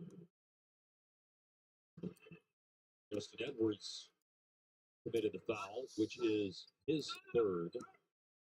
That's 2 starters for Philly who have 3 fouls, Edwards and Oubre. But it's still not the best night at the line for Dallas. Dinwiddie's missed the first of 2. Both of those players with 3 fouls are going out now for Nick Nurse, the 76. Oubre and Edwards out. Council and Jackson in. Philly 19-29 this season. 9-15 at home. They made the playoffs 7 straight years. They're not far out of playing tournament territory going into tonight's Embiid second opportunity. And headed to the free throw line. Second foul of the game on Kessler Edwards. Embiid trying to go in quick to beat the double team. This is the chippy. They're able to get it back, but does a good job of feeling for the double team, understanding where he can beat it or if he needs to kick it out for open threes. The Mavs have made a point to make sure that he sees 2 guys when he touches the ball. A 2-time NBA scoring champ. And last year, incredible numbers, just didn't play nearly close to enough games. Got to play 58 games to be eligible for the scoring title and other things when it comes to per game stats. 58 out of 82 in the season. Yabusele offensive rebound fouled. Is that one of those names that you like saying too, Yabusele? It's fun. Yeah, Christian Yabusele. That's fun. You know what's not fun, though, is giving up an offensive rebound and a missed free throw. That ticks me off. Especially when a great free throw shooter misses it. You don't expect him to miss it. Yabusele, meanwhile, is at 71% this year on free throws. Lomax in. Edwards out. 3 fouls on Kessler Edwards. Mavs have led by as many as 7 here in the second quarter, but Philadelphia could tie the game. At one point, late first, early second, Dallas had a 17-2 run. But now It's even Steven. Oh, they fall asleep on defense and making them pay. The newest Mavericks debut night is an exciting one for Max Christie. Very productive. He's got 10 points. That's his third made three. I'm not sure how you give up a wide open three off free throw. Somebody snoozed defensively. They want to post up in Embiid. Two defenders are there, but he worked his way through them and scored. The thing about angles, when you go into double team, you must take away the middle. You cannot let him split the track. 1 minute left in the half. Drive, pull up. Marshall settles in there for Najee Marshall.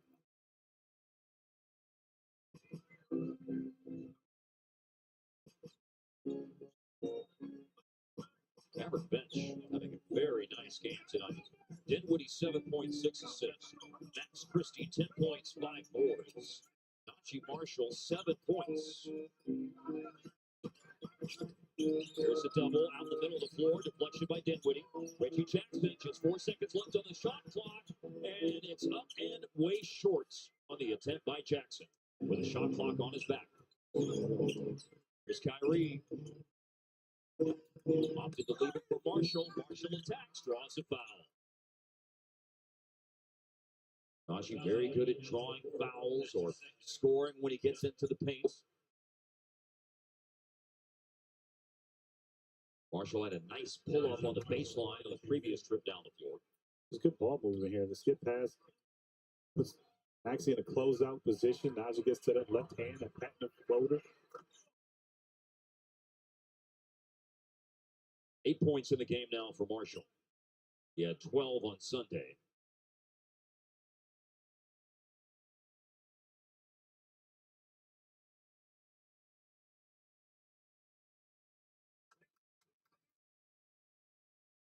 There'll be a negligible difference between the shot clock and the game clock, as Marshall makes both free throws with 24.7. The last Philadelphia possession went almost to the expiration of the shot clock before a deep three was missed by Reggie Jackson.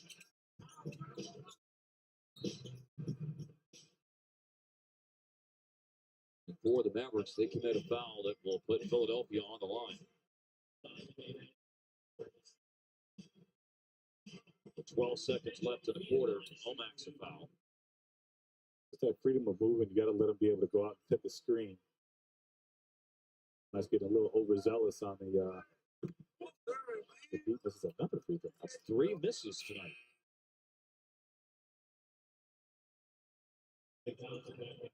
Embiid, 18 points, 5 rebounds, 3 of 6 on free throws.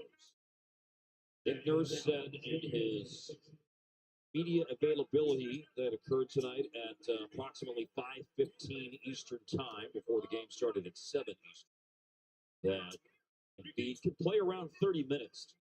He's at 19 here at the conclusion of the first half. Did he just miss another one? Oh, and then it's a wedgie. A wedgie on a free throw rebound.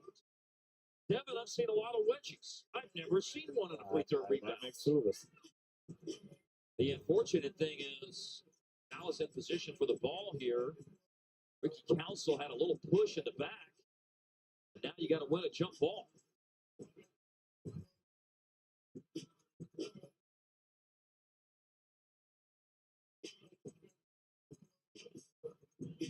B is 3 of 7 on the line tonight. They're going to redo the jump ball here. It's obviously a situation where Dinwiddie's going to try to steal a tip. Against the 7-footer, originally from Cameroon, 30 years old, the 3rd pick of the 2014 draft. Put some time back on the clock. 11.7.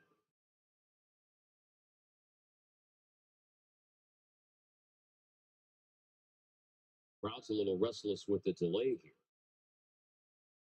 Josh Tibbin has gone over to the scores table, I presume discussing time on the clock.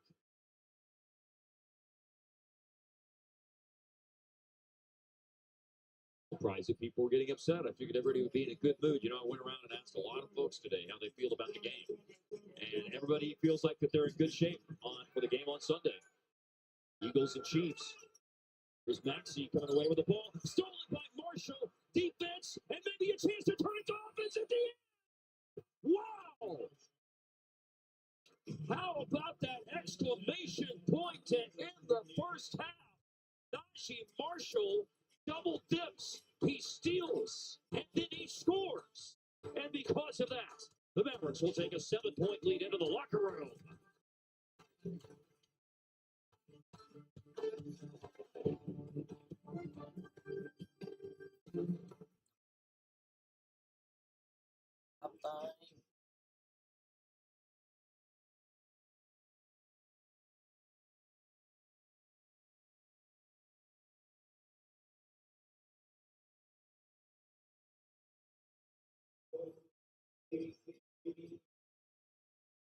Now it's time for our top 10 plays, starting off with number 10. John Morant dumps it off to Jaren Jackson Jr. in transition with this sweep behind the back dime. Trick, scoring in transition. Number 9. Devin Booker makes history and becomes the Suns' all-time leading scorer with this 3. Skip pass received, nailed it. Number 8. Stephon Castle throws it off the glass to Victor Wembanyama. Wemby rolling, throws it down. Number 7. Andre Jackson Jr. sprints downhill for the thunderous slam. Leaves SGA behind. Number 6. Corey Kispert drops it off to Jonas Valanciunas for the one-handed poster over Mark Williams. Number 5. Jordan Clarkson finds John Collins half court for the reverse alley-oop. Collins, 2 hands for safety. Number 4. Shai Gilgeous-Alexander drops the defender and lays it in. SGA dances and finishes. Number 3. In transition, CP3 hands it off to the rookie Stephon Castle for the and one jam. Oh, Castle with authority. Number 2. Amin Thompson shows off the athleticism, drives downhill, crosses Precious Achiuwa, and throws it down for the and one slam. And number 1. For the Atlanta Hawks, Trae Young dribbling, top of the key, turns, spins, pulls it. Trae Young calls game in Detroit. Hawks beat the Pistons.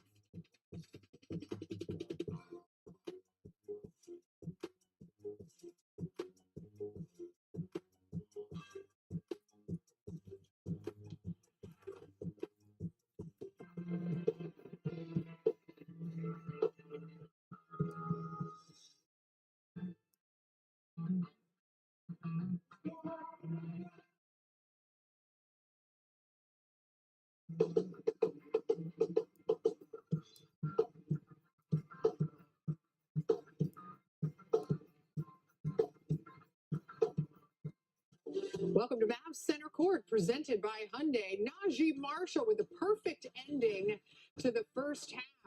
Gets the turnover, the steal, and the lay-in, giving the Mavericks a 7-point lead. 65-58 is the score at the moment. Dana Larson along with Derek Harper. Mavs enjoying the lead out in Philly and enjoying being energized by the debut of one of the newest Mavericks in Max Christie, who was certainly great off the bench. Not to mention, you couple that with the usual greatness from their leader, Kyrie Irving. Kyrie was outstanding, scoring the ball offensively. Really set the tone early is what Kyrie did. I think he felt a need to set the tone, got inside there and finishes with the best of them, catch and shoot and transition, knocking down the 3 ball. Nice facilitate right there to the new guy, Mr. Max Christie, who was really good for this Maverick team. He made a lot of things happen with his energy alone in that first half. Surprisingly played very well. The Hyundai Charge take showing Max Christie with 10 off the bench. Kyrie leads the way with 17 for the Mavs. Much more as we dive into the first half stats when we return right after this.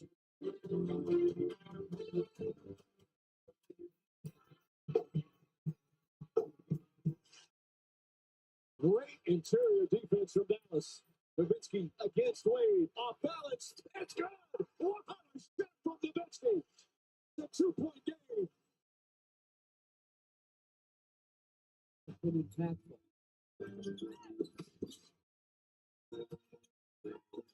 Nowitzki, tough fall away, backs it in. There he goes. He's hit some incredible shots during this playoff run. Towers to Bosch. Bosch blocked by Nowitzki. Two blocks for Nowitzki here in the early going. There he throws it up. Nowitzki backing in, double team. Oh! Pretty fake from Nowitzki once again, taking his time. Absolutely magnificent. 51% from the field, 94% from the free throw line, 52% from three-point range, and clutch shot after clutch shot of plus 12, but a big board there for Chandler. Nowitzki, quick move, and the finish.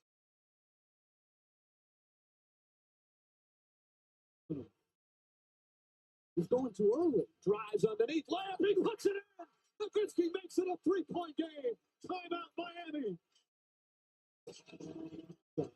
Dallas had a 9-point lead in the final minutes of the second quarter, so a 19-point turnaround as Nowitzki gives Dallas a much-needed bucket there. He's got to be more aggressive offensively. Those are the type of plays that he's got to make, right? The Dallas Mavericks fans starting to celebrate. Nowitzki up in, lays it in. It's 103-92, and that should do it for the Dallas Mavericks. And the MVP of this series with an average of 26 points and almost 10 rebounds a game, Dirk Nowitzki.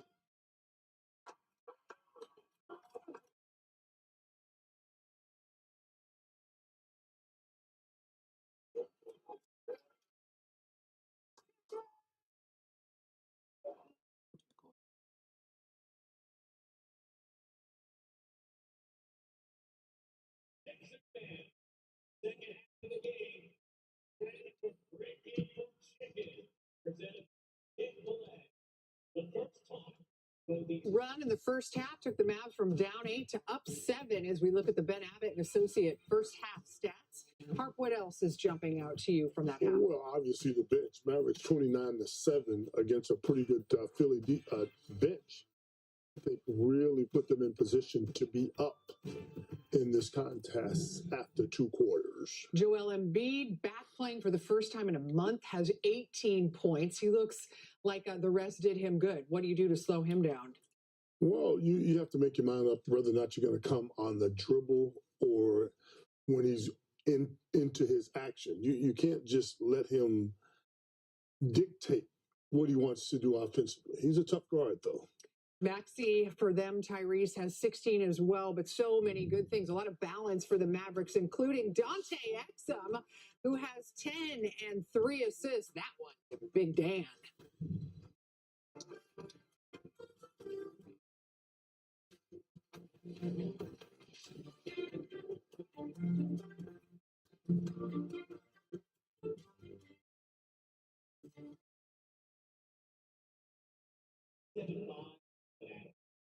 Young shot from the outside. Turnover. Cliff Robinson's defense forced it. Oh!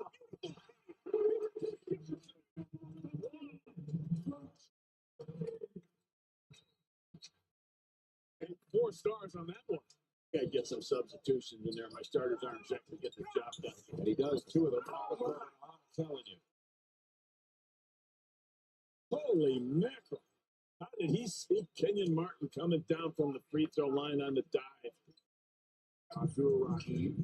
There's Kid again, number 2 in the NBA in steals. Comes up with another one. Here it comes with a dive. What a play! Interception from Kid in the dice. Timeout, Vancouver. It was Gervin who said to Kevin Durant, go win the title. Oh, what a play. Kid off the glass to Marion for the jam. That play was sensational. I still don't think we should let a guy hang on the rim like that. So Kid can't see off the top, and he can't. I'm here to tell you, Kid can't see anything right now. Feels like he just ran into a mountain. Kid, it's all in.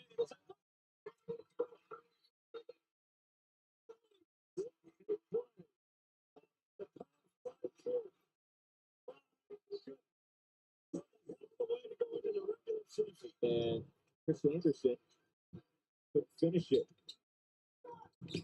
There's a round that is finished. Jacob Martin with the left hand. How good was that? Found the Longley's outlet to Kidd. Kidd's relief pass for Robbins. He stops it. Getting it towards the Robbins. Jason Kidd coming down the floor, always looking ahead. He saw a clip down there in a perfect pass. But the players out on the court don't trust one another that the ball is going to go. Oh, my. Carter with a little icing on the cake in Orlando to give the Nets a 13-point lead again. Quickly. Here comes Davis with Kidd, 3-on-2. Jason Kidd and Kenyon Martin trying to play to exactly what Kidd was about to do. You know, he reminds me of a player that has a rear view mirror. Carter, this snatched by Adams. Here's the lead. What timing between Kidd and Carter. And you could tell Jason Kidd wanted to look at Hassan Adams and say Vince Carter was going to the bench.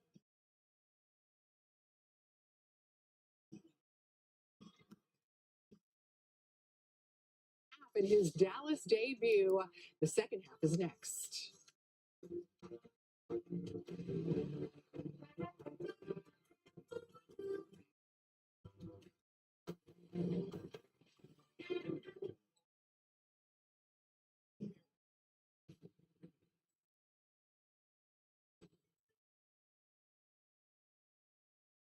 Advanced lead leads it up and boy, slamming it down hard. Jalen Green.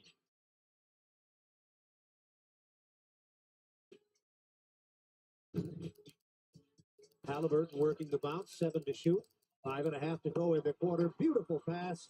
Halliburton into the lane and Turner dunked it. Great attack there. Beautiful pass for sure by Halliburton.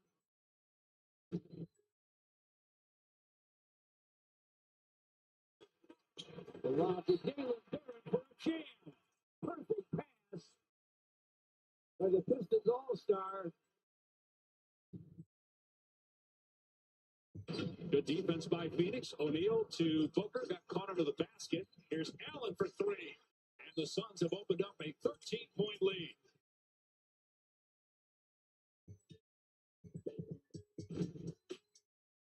Move it to the right corner. Here, the drive. The lob in one hand, cracked by Ware. He was like a jack in the box. Pop goes the weasel because the weasel goes pop.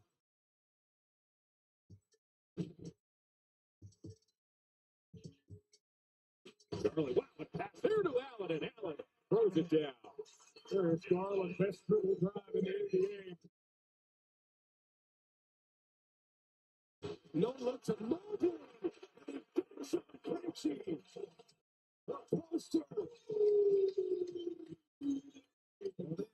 Loud here at Rocket Mortgage Fieldhouse.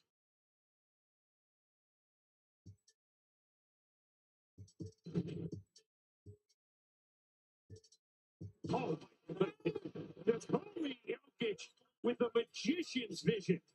That is just beautifully done. Westbrook insists his way, and Towns got it cleanly. What a rejection from Towns. Oh, a highlight. Here's Jokic. Oh, boy. Kidding. Brown buries the 3 to complete the masterful dish from Jokic.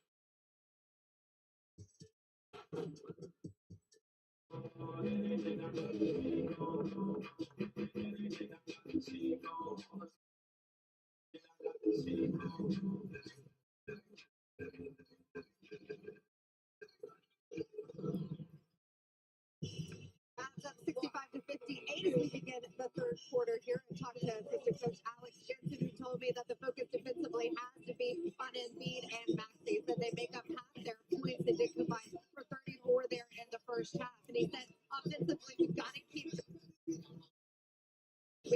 17 free throw attempts. And he said also when Joel Embiid is on the floor, we have to pick up the pace.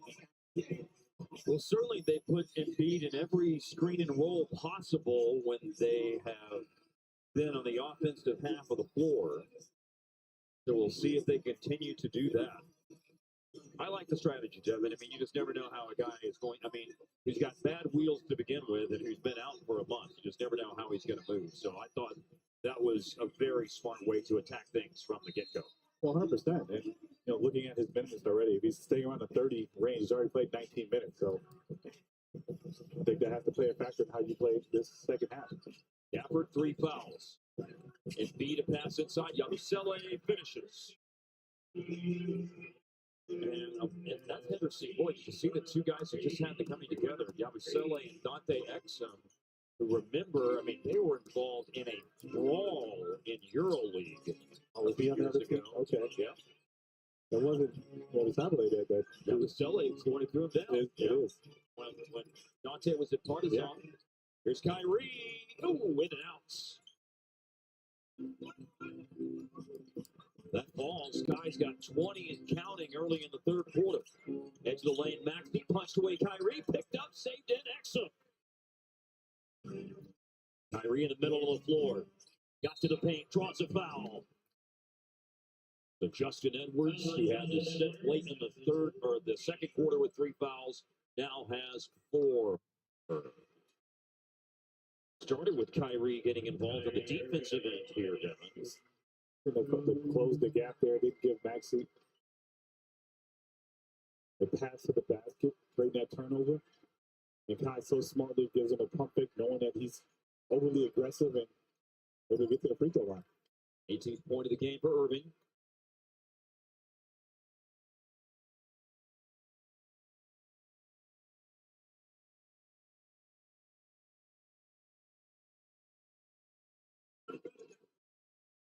Tonight, by the way, was the Mavs' largest halftime lead on the road since they were up 16 in Phoenix on December the 27th.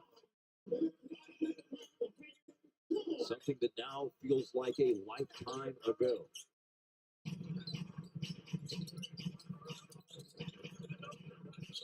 Advantage 7 again. Embiid in the paint. Fade away. He's a talented guy. I mean, he is a professional scorer. Maxey and Embiid, both in their own way, are walking buckets. Offensive foul. Clay Thompson called for the offensive foul. A little bewildered about what he did.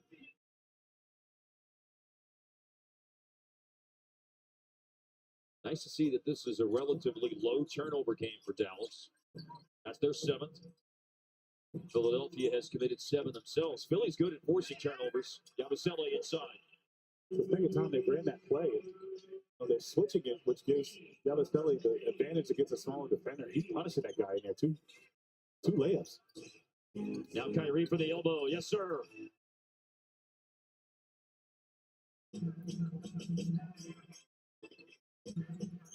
Just being extraordinarily effective in the mid-range, along with his ability to drive and shoot from the outside. Here's Gafford blocking Embiid. Block party. Exum runs the floor. Kyrie finds him, and another excellent finish by Exum. All starting with defense by the landlord. Open 3. Yabusele is 40% on threes this year. Down the lane, Kyrie, kick out pass, Kessler Edwards. Edwards driving against Embiid, no good.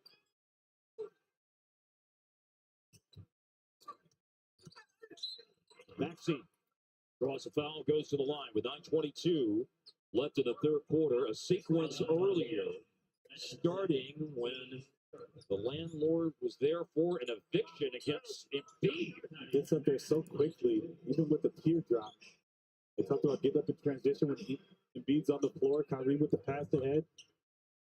Exum with the finish. 87% for Tyrese Maxey in free throws this year. 17 points in the game. Embiid has 20.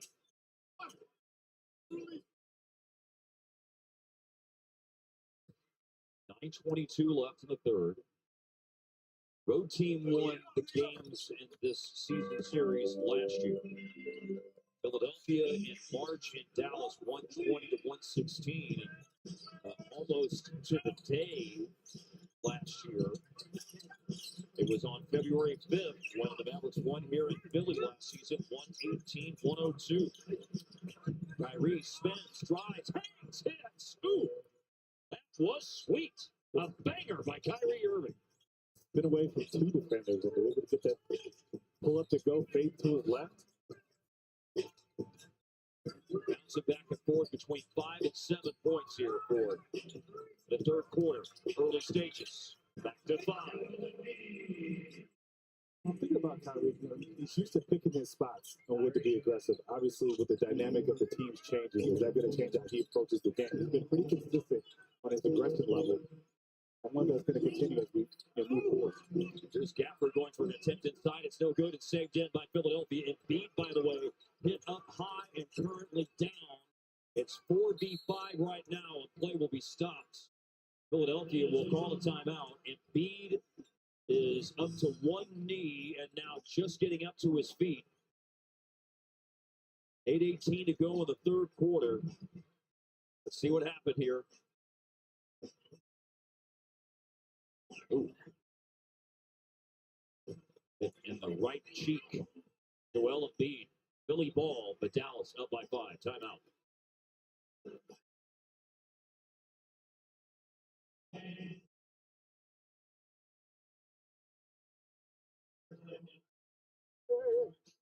I'm good, man. How you? Yo. Yes, sir.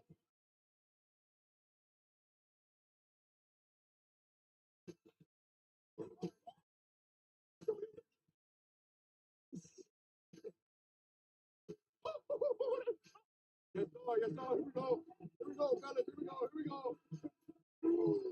By yourself. Go, flash. Go.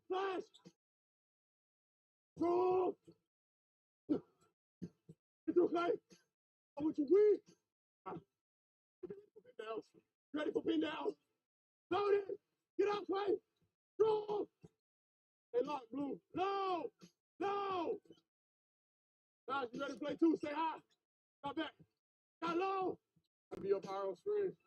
On me. Gotta get y'all downhill too. Yo. Gotta get y'all downhill more before we set the screen. Hey. Make sure we talking. By yourself, you. By yourself.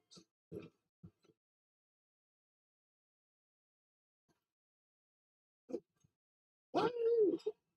Come on. Let's get stopped. Let's talk. Ah.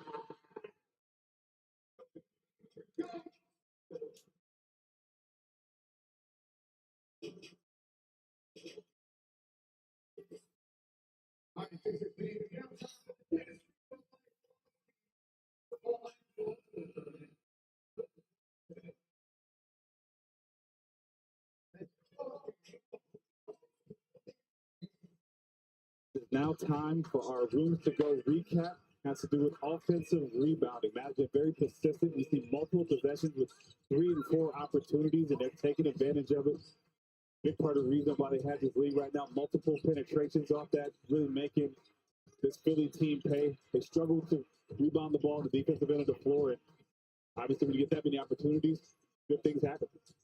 This year, Dallas is 6th in the NBA in second chance points, 15.5 per game. They have 11 so far tonight. They lead the game 73-68 with 8:18 left in the third quarter. It's Philly ball. You saw Embiid get hit up high a moment ago, but he stays in the game after the timeout by the 76ers. Screen and roll involving Maxey and Joel Embiid. Embiid in traffic. Now that was a good find.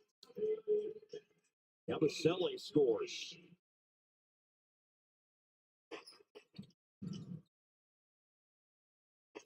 Finally, Philadelphia kind of gets past that 5-point barrier. Here is Exum stumbling down the lane and finishes. Able to maintain his balance and concentration. Not an easy finish. But Dante Exum scores again. He's got 14 points, 6 out of 9 from the floor.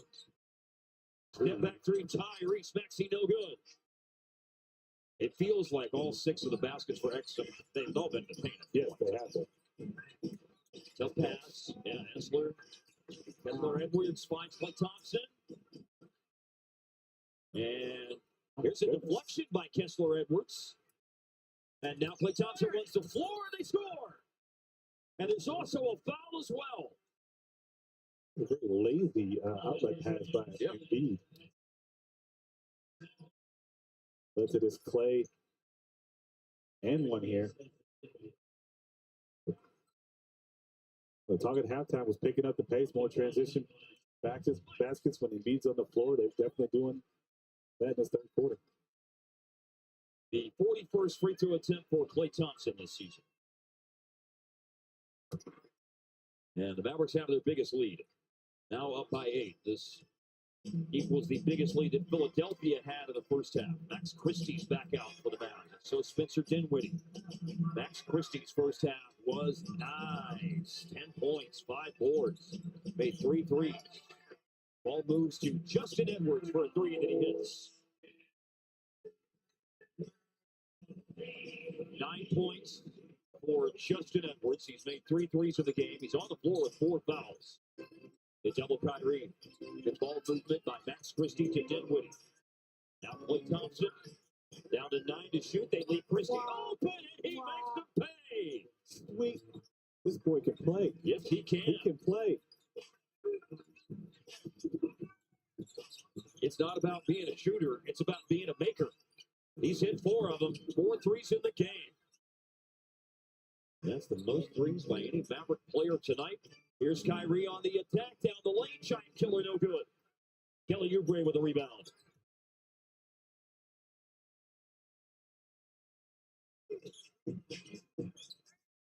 Shoveled over to Maxey. Long rebound tips.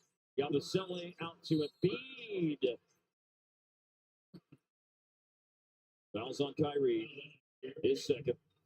Max Christie's 4-3 of the game. I love how he slides away from the ball. You leave a shooter like this. Look at that nice rotation on the ball. Feet set. Stepping into it. Splash. 37% on threes this season in his time with the Lakers. That's 46 games and 25 starts. And 4 out of 4 tonight. By the way, that was not a shooting foul a moment ago, so Embiid is not going to the free throw line. What are the challenges? You've been down this road, Devin, when you get traded and you're playing for one team on Saturday, then you travel and you travel to your physical, you travel to play the game. What are some of those challenges that a guy like Max Christie's going through tonight? Well, I mean, he hasn't even had a practice yet. He's only had a shoot around, so you're trying to learn a new system.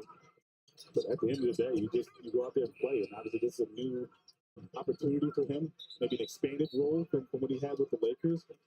But at this point, you lean on your basketball expertise and go out there and read the game and just sort of play. I mean, he'll pick up the calls as they go on, and he'll get better within learning the system. But right now, he's doing a phenomenal job just going out there and executing what he's been asked to do. And he'll have a teammate for the Lakers, Anthony Davis, playing with him perhaps as early as Thursday, if not Thursday, Saturday. I think the thing that helps with Max Christie is we know that basketball is a big part of his DNA. His dad played at Parker University in Wisconsin. His mom played college basketball at Northwestern. I haven't heard Parker, but okay. I heard Northwestern. But Big Ten Wisconsin guy, I take it. His brother, Cam Christie, has played a handful of games this year as a rookie with the Clippers. Yabusele, that's 4 baskets in the paint for Yabusele here in the third quarter. He's got 15 points in the game.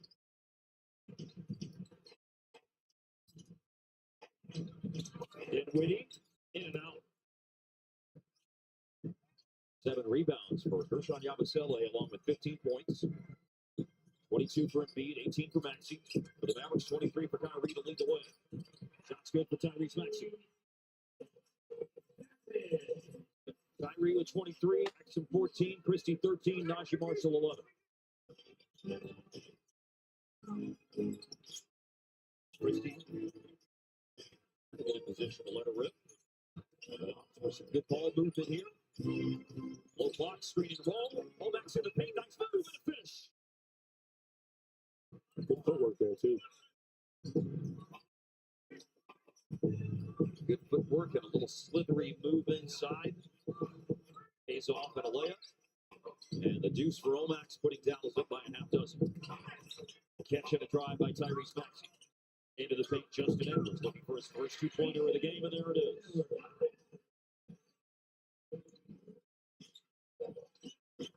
The McDonald's All-American here at Philadelphia Elatine Institute after the 2022-23 high school season. Max Christie in the paint, looking for Marshall, and it's out of bounds off Dallas.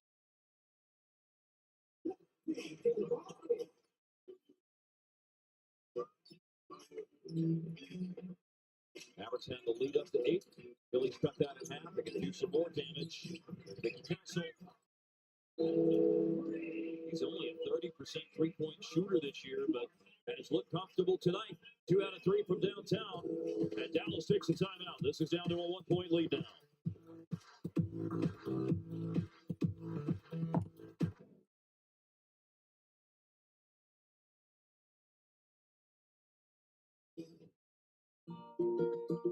So we are so excited to be here today with the Mavs and the Mavs Foundation to open our newest tech center for all of the residents and also be able to serve some lunch along with our VIP, Devin here. How we doing? Gotta say, you look better than her. Be able to partner with these guys and to be able to help around. Obviously, we know homeless is a big issue around the city. To be able to help people, feed them, financial literacy, help them kind of get back on their feet. I think it's a huge responsibility, and Mavs do a great job of doing that. The Mavs Foundation Connect with Us has been incredible to come behind us and to upgrade a space that we have needed assistance with for a long time. We could not have done it without the Mavs Foundation, so we're so grateful for that.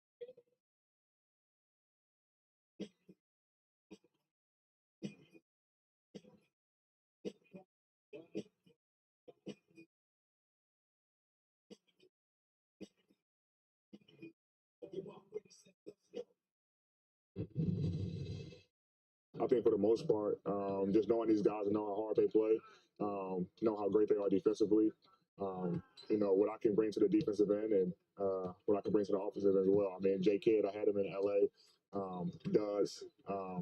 So I'm pretty familiar with the offense and defensive schemes that they run. Obviously, there's little tweaks, that he brought here for himself, but for the most part, I'm very excited. And a limited chance had to speak with AD today. Great guy, Max Christie as well. Obviously, AD knows Jared Dudley and Jason Kidd, among others, very well, given their roles with the 2020 champion Lakers. Yeah, I think something to take away from that is the familiarity that he has with the system. I think the transition to make him into this offense and this defense could make it a lot smoother. Hopefully, a little less time to get reacquainted. I think there was a knee bang there, a foul. Dinwiddie favoring his right knee just a little bit. Get a little more from Leslie McCaslin on Anthony Davis. Leslie. Well, that familiarity with Kyrie Irving helps as well. He said, in fact, in 2018, when he was asking to be traded from New Orleans, him and Kyrie talked about playing together way back then. And he said another thing he's looking forward to is anytime he's playing at the 4, he feels better. He's been playing at the 5 with LA a lot more recently. And so that is something he's looking forward to. Najee Marshall, late shot clock. He saw the clock at the other end. But it turned around up, but it's no good. And Philadelphia has a chance to go in front. Mavericks had a 7-point halftime lead, and they maintained that lead in the first nearly 9 minutes of the third quarter. But the lead is in jeopardy right now.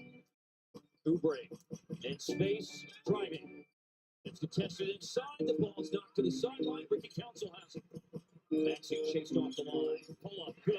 Philadelphia in front, 84-83. First time to lead since 36-35 with 9:21 left of the third. They may not have the lead long. Christie missed in transition, however, and then Omax throws the ball away after an offensive rebound. Had a great chance to retake the lead, and Dallas turns it over.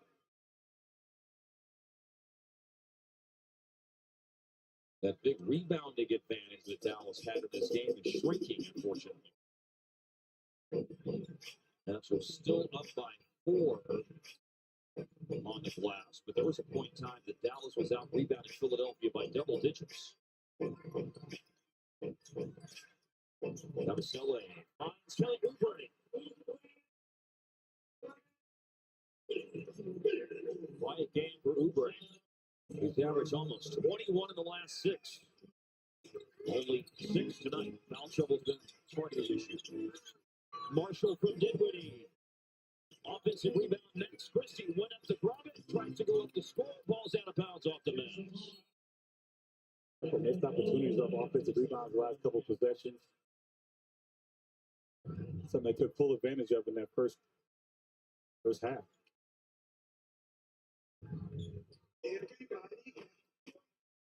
On second shot opportunities, while the Mavs do have 11 second chance points in the game, they've only shot 3 of 10 on second chance field goal opportunities. Philadelphia on a 9-0 run right now, but Dallas stops it from going any farther because they force a turnover. Got Gafford back in. Marshall fires it to Christie. Good ball movement. Back to Marshall. Tapped up by Christie. Gafford couldn't control it.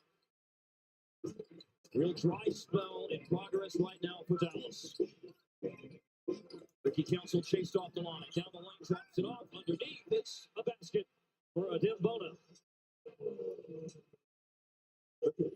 76er team is rejuvenated in the third quarter. Getting multiple stops. Gafford rebounds his own miss. And a foul. The last Dallas basket was 3 minutes and 19 seconds ago.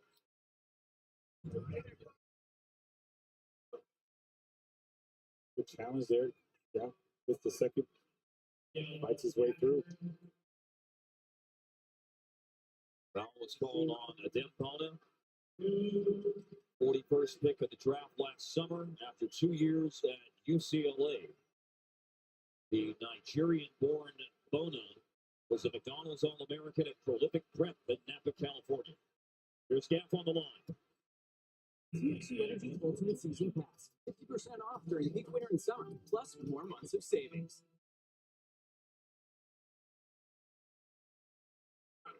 7 points, 4 rebounds, 2 blocks in the game for Daniel Gafford. He's navigated his time on the floor here in the third quarter without picking up a 4th foul. Still 1:08 left in the third.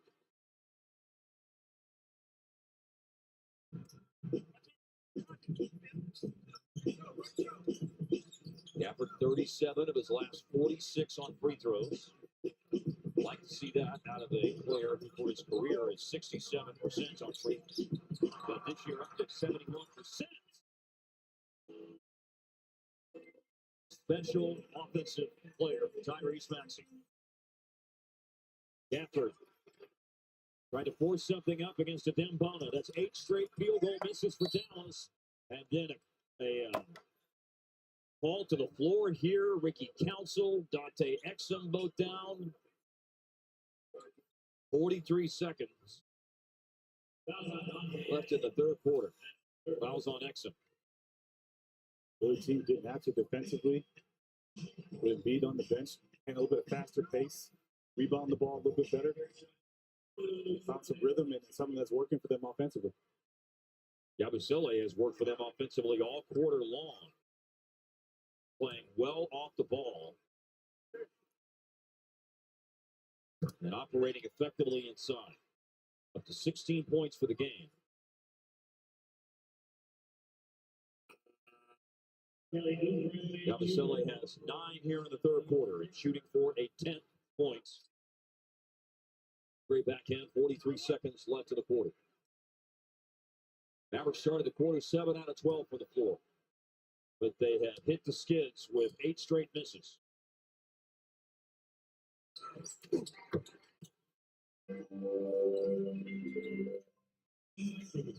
By the way, in the game, 76ers are 57% from the floor.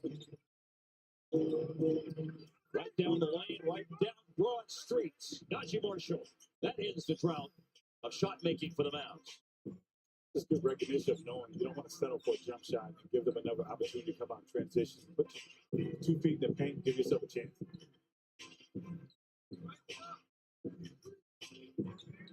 A stop and a score would be very nice here. And this last little bit of the third quarter. Maxey goes down and he gets bailed out here with a foul call on Max Christie. Free throws coming with 13 seconds left in the third. I mean, there is some contact there. There is.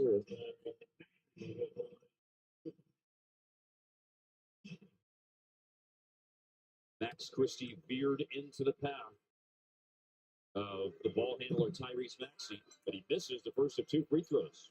There are some good free throw shooters for Philadelphia missing tonight at the line. Joel Embiid, most notably, 3 of 7. And Maxey had made his first 3. He misses that one. Kyrie in for Daniel Gafford.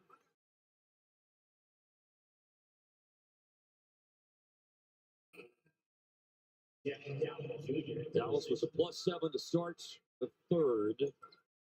They could be a -7 to end the third, depending on what happens with this next Tyrese Maxey free throw and their remaining offensive possession.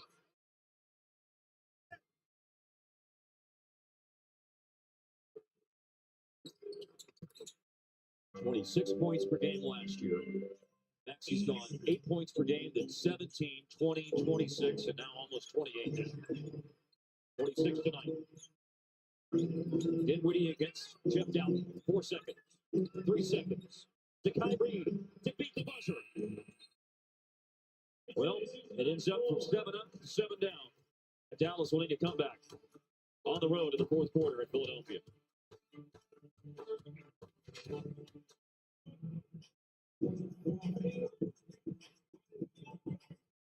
Hold him. This one right up on him. He's going too early. Drives underneath. Layup. He puts it in. Nowitzki makes it a 3-point game. Timeout Miami. But Bosch on Nowitzki in this possession.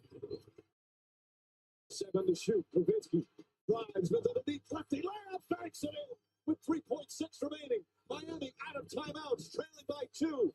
James back to Wade. Wade puts it up for the win. Off the mark, and Dallas has tied the finals with one of the most incredible comebacks in NBA Finals history. They're not getting quality shots when they're doing it. They're out of their rhythm right now offensively. And to me, I think that's the way they should play. Nowitzki puts it up, puts it in. Dirk Nowitzki makes it a 10-point game. Timeout Miami with 2:27 remaining. And the celebration will begin. The Dallas Mavericks are NBA champions. The first title in franchise history. The emotions of Dirk Nowitzki. What he's always dreamed of. Hoping to have another chance. Congratulations, NBA Finals MVP Dirk Nowitzki. What was the first thought that crossed your mind when the clock hit 000? I still really can't believe it. We worked so hard and so long for it. The team has been unbelievable, riding through ups and downs and always staying together and working. And I still can't even believe it. NBA Finals champion. How does that sound? Unbelievable. I'll take that.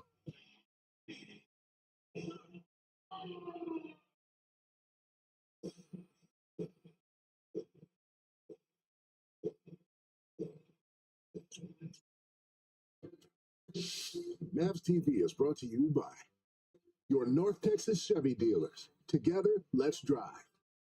By Ben Abbott and Associates. Don't let an accident wreck your life. And by Rooms to Go, where you get great furniture prices and delivery is fast and easy. The 10th annual Mavs Ball, presented by Shift Key, is taking place on Sunday, March 2nd. Join the entire Mavericks team for an unforgettable celebration benefiting the Mavs Foundation. Space is very limited. Reserve your table now at Mavs.com/MavsBall. Less than a month away from that special night, but the night that is our focus right now is a Mavericks team in desperate need of something positive, of a victory. Going into play tonight, 2 games over 500, rolled to the basket, and a power finish by Gafford off the pass from Guy. Nice way to start the fourth quarter. Much needed bucket. Start the fourth. Now we got to get some stops and sort of lock in on the defensive side of the floor. Nearly 57% for Philly in the first 3 quarters. Can Dallas slow them down here in the fourth? Bona drives. Ricky Council with the ball. Philly only has 9 players available in the game tonight. They've all played. One of them's Ricky Council, who was wilding on that drive, going for the fancy finish, and he ends up missing, and it doesn't draw iron. So it's a shot clock violation for the 76ers. Looking at this Philly lineup, no Maxey, no Embiid.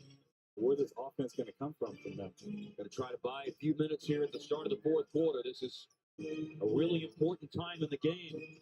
To your point, Devin, for the Mavs. They can capitalize on offense. Theoretically, easier to play defense against this group of foul. Adem Bona sends Kyrie to the line, fouled him on a jump shot. A long 2-point attempt for the baseline will send Irving to the stripe for points 24 and 25.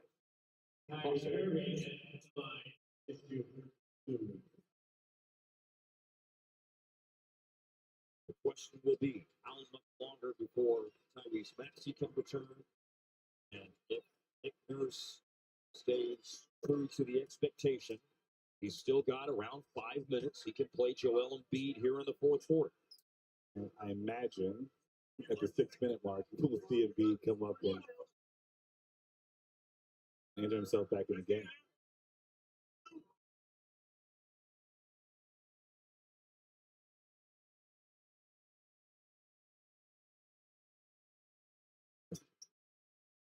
%90 going into play tonight. Kyrie is 7 of 8. He missed his first, and he's made 7 in a row since then. Kept out from Rhode Island collegiately. Bounced around the league a little bit. Now Yabusele. Yabusele along the baseline, able to find a cutting Ricky Council. Sure did. He did not do a 2-footed jump stop. He had a little skip, a little hopscotch coming through the paint. They're not going to wait for Embiid. He's like, they can't want to that anymore. Used to be able to get away with that. Yep. Got to come to a 2-foot jump shot.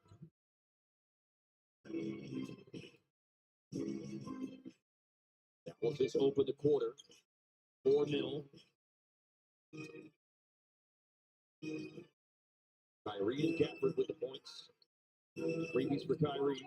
Basket by Gafford. Kessler Edwards drives for Dante Exum. Airball 3.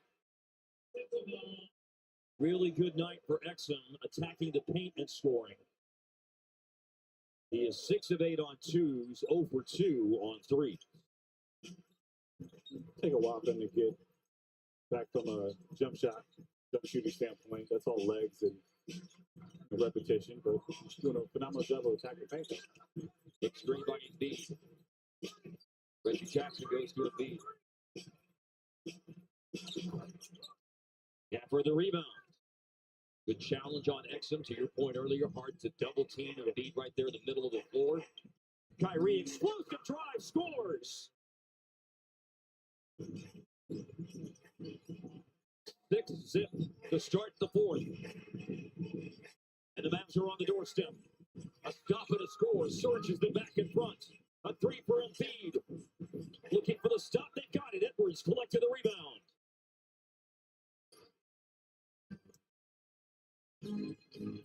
Kyrie's off the ball right now. You got another ball handler out there at Exum. Now Kyrie catches on the move. Leaves it inside for Gafford. Gafford lost the ball, though. Now Ricky Council poked away. Two different players go for it for Philly, and they do have it. Oubre to Embiid. And a bad pass, and the ball's out of bounds off of Adembona. They're shouting to challenge. The 76ers players are, and I think Nick Nurse is going to do that.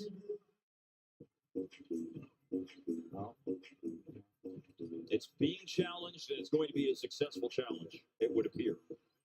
Unless there's some proximate foul that I'm missing. Timeout on the floor, 9:12 left. Moving on the first Dallas ball on the out of bounds. Philadelphia's call timeout to challenge.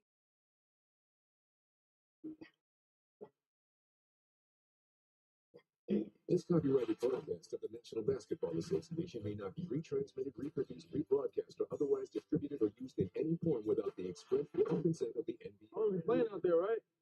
I'm trying to be sitting on the bench, man. Man, you better go to work.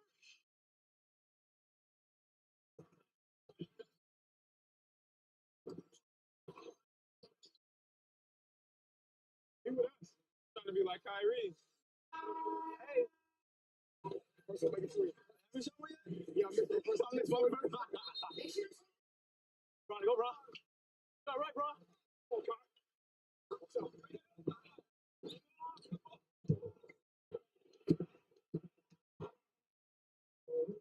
What's up? Show my bounce a little bit. The glide to the rest. Yeah, that was like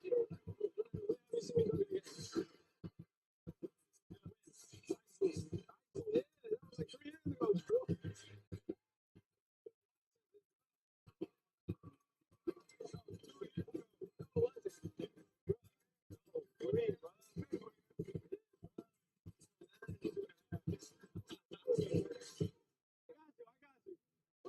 You see?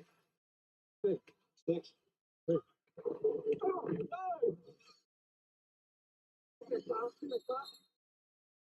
I know. Hold it right here because I knew you was gonna try to go get it. Last year I told you, wait for your buckets on Sunday.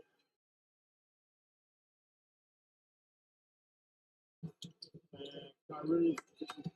Play my 82 though. First All-Star game.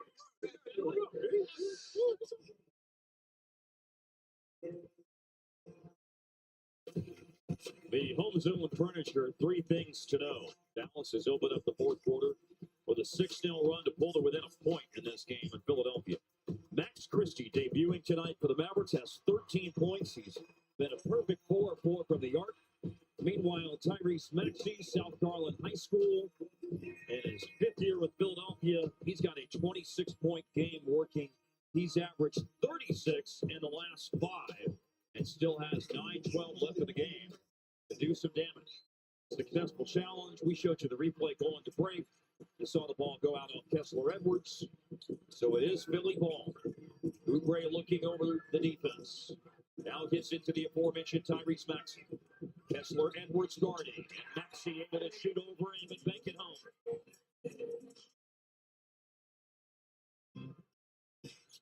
So that stops the bleeding for Philly. Kyrie for the tie. Kept alive by Gafford, collected in the corner by Klay Thompson. Second chance points. It's out there, going under the defense. Klay Thompson gonna boomerang to him.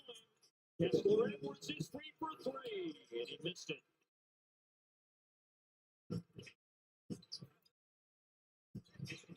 Mavericks knocked on the door, but couldn't score. That's a nice lead.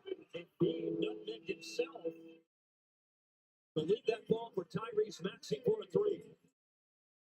And the little 6-0 run for Dallas to start the quarter has essentially been erased with Philly scoring 5 straight. And a chance for more. Pass by Kyrie, stolen. Edwards runs the floor alone. 8 minutes to go, and Philly back up by 8 here at the Wells Fargo Center.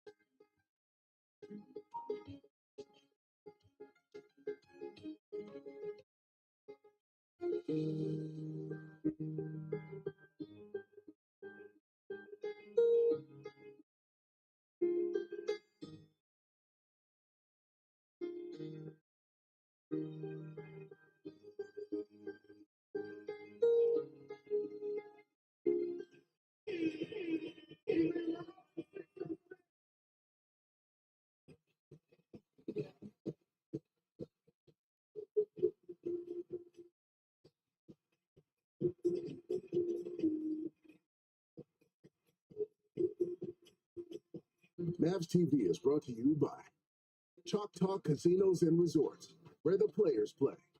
By Progressive Insurance. Save when you bundle auto, home, or motorcycle insurance. Visit progressive.com. And by Grey Goose. Vive la Vodka. UT Southwestern Medical Center is on a mission to educate, discover, and heal for 8 straight years. UT Southwestern has been named the #1 hospital in DFW, an excellent winning streak. UT Southwestern, the official healthcare partner of the Dallas Mavericks. Not too long ago, Philadelphia had a 4-game winning streak. They've dropped successive games to Denver and Boston, but they have pushed this lead over Dallas back to 8 points. They outscored the Mavs by 15 in the second half.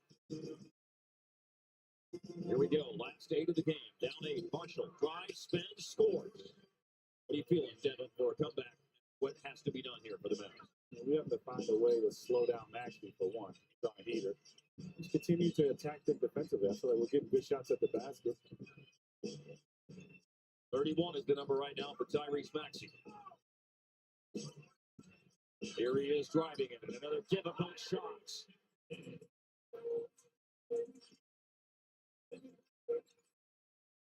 The player. He's a player. The dude can move.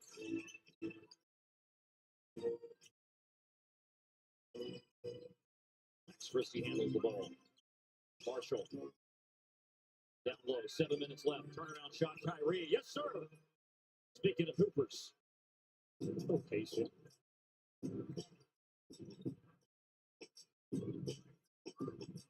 Get that shot at pretty much any time you want.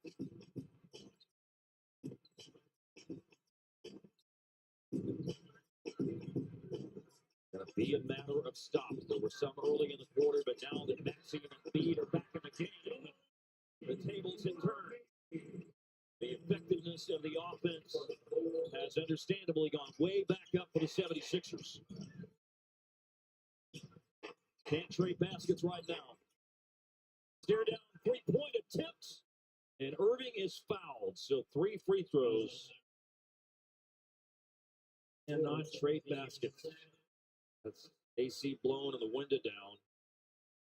So they need some stops to go along with the offense. Here's a chance to score 3 with a trip to the line for Irving on the foul by Maxey.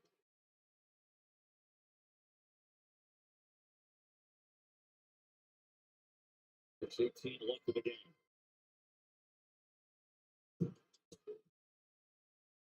Kyrie Irving's 30th point. He savored the flavor of 30 or more points, 9 of 40 games this season.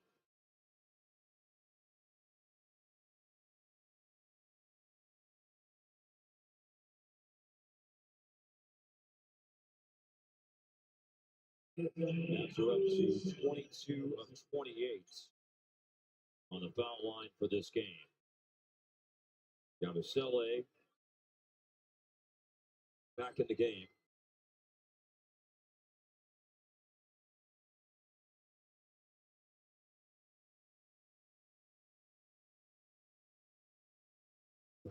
Tied tonight in a 769th career game.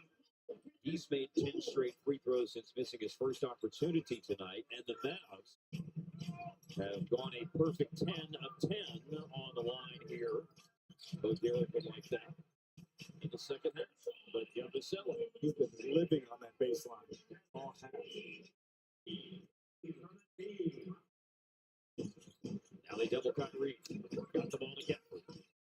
Marshall with it. The attack by Marshall. The lead for Gafford. And way upstairs off the window for Daniel Gafford.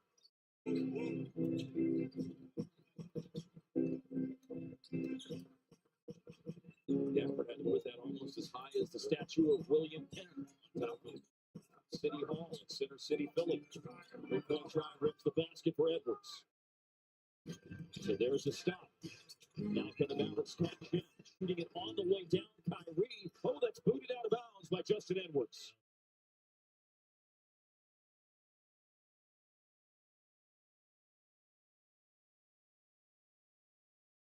Marshall to throw in. 5:21 left, 14 on the shot clock. There is a pass for the Mavs. Into Gafford. Gafford screens. Max Christie drives it, shoots it, hits it. Oh, yeah. Max Christie up to 15 in his debut. Welcome to Dallas. He scored 15 plus in 7 games with the Lakers this year. Oh, and Christie's going to have it up to the 6. It's Kyrie dunking. After the miss by Maxey, the full court QB1 pass. Christie finds Kyrie, and we got ourselves a 1-point game. The Mavericks strung together some stops and effective offensive possessions. And beat off one leg. No good. And the rebound for Marshall. Push it. Pass ahead to Christie. Drive by Christie. Finds Blake Thompson. Organized in the corner. Yeah, baby. Klay Thompson has given Dallas the lead with 4:23 left in the game. 9 straight points for Dallas. A lot of it Kyrie. A little new ingredient sprinkled into the recipe. Max Christie with a tough turnaround shot for the foul line. And then one of the greatest three-point shooters to ever lace him up, Klay Thompson from the corner. Christie here. Nice move here. Gets cut off. Takes his time. A little bit of fade. Gets that ball up. Obviously, Kai slides behind the defense after the long Maxey 3. Christie with the corner pocket. Klay has shown up. Just keep working the offense, get stops defensively, and things will take care of themselves. How about the fourth quarter for Kyrie Irving? He already has 11 points in the quarter. Foul, shooting a 3 and going to the line. And then has been effective operating either around the basket or in the mid-range. Going into play tonight, trailing only Memphis's Jaren Jackson Jr. when it comes to fourth quarter scoring on the road. You know, when it's the time of the fourth quarter, you know Kai's going to turn it on. Done in a variety of ways. He's been kind of spaced out his aggressiveness throughout the four quarters, but you know he's going to have the ball making the decisions when it comes down to clutch time. Embiid's still out there, Devin. He's up to 32 minutes, so they're playing it more than the 30 that they planned. Justin Edwards for 3 out of a timeout. The rookie hits one. That's confidence in him, that's for sure. Yeah. You got Paul George, Kyle Lowry, Eric Gordon, and Andre Drummond all out. And rookie Jared McCain, another good offensive player, out for Philly. He's been on a long-term injury. Kyrie, triple threat position to answer Edwards' 3. He misses. There's a foul on the rebound. I'm going to say that foul helped out. It did because Maxey had the ball in transition. He was going. Yep, he was going. That foul for Dallas is their first of the quarter. Philadelphia in front, 110-109. Dallas scored 9 straight before the Philly timeout and the Justin Edwards 3. Edwards averaging 7.5 points per game this year, but he's got 16 tonight. Scoop shot, no! At the rim, Embiid misses. And get Daniel Gafford his 6th rebound of the game. Marshall, a capable offense initiator, going to the basket, foul. A chance to put Dallas in front with a pair of free throws as Embiid fouls Marshall.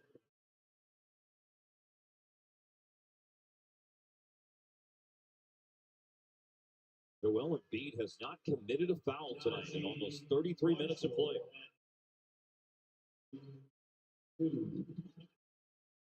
That's not good. Gafford's going out. That is not good. Holding his left shoulder and headed back to the locker room. And that would be bad at any time of the game, but certainly right now.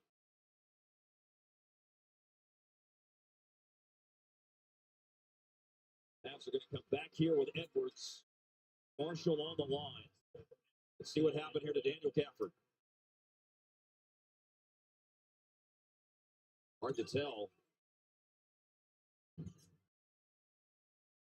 Timeout-wise, Dallas does have a use it or lose it, but only 20 more seconds where that's the case. Marshall has restored the lead for Dallas. But now can they bear down defensively, playing zone defense without the landlord to protect the paint, and a 3 by Ingram over the zone.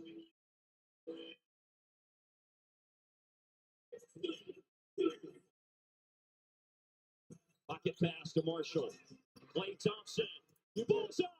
You got it. Big response 3. Klay Thompson after Oubre. And the Mavericks surge back in front. Yabusele didn't want to take the outside shot, although his percentage is good for the year. Embiid going down the lane and slamming. Sixers up 1.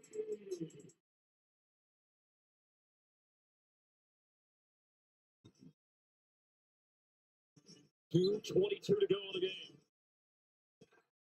Marshall finds Kyrie. Got a big guy on him. Able to outquick him on the drive. Then finds Edwards, but a slip on the floor to travel. They take an extra step. And coming down the stretch, it's Dallas who has an empty possession here. Back pivot foot split a little bit. They really need a stop. Edwards, who hit a big 3 earlier, drives. He missed inside. The rebound. Edwards up ahead to Irving. Any kind of basket would put Dallas in front. And it's Klay Thompson shooting a quick and open 3, but it's no good. So back-to-back empty possessions for Dallas. Sandwiched in between was an empty trip down last time for Philly. But they can extend their lead. Here's Embiid. They double him. Then a closeout to Maxey. Christie kept him in front, but Maxey shoots the 3. Long rebound. Max Christie picked it up.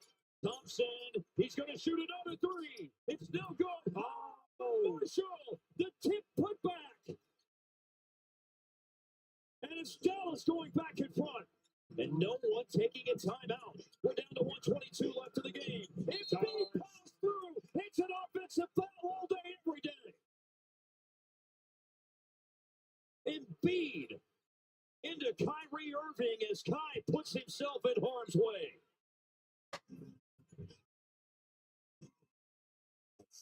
Charge every day. Here's Max Christie initiating the offense. Mavericks with the ball. They lead by 1. Down to 9 to shoot. Closing in on a minute left. Edwards swings into That's the time to utilize the bounce pass. You know, everybody's going to go for the chest pass.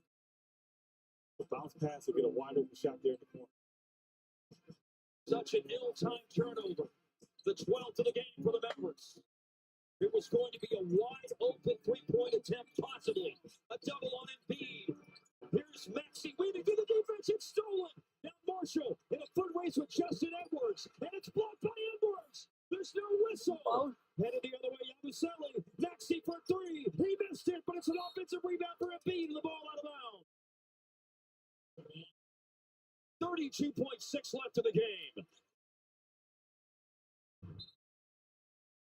Here's the last play where Dallas took it away. But then Philly recovers. Rookie Justin Edwards, another big play in the game.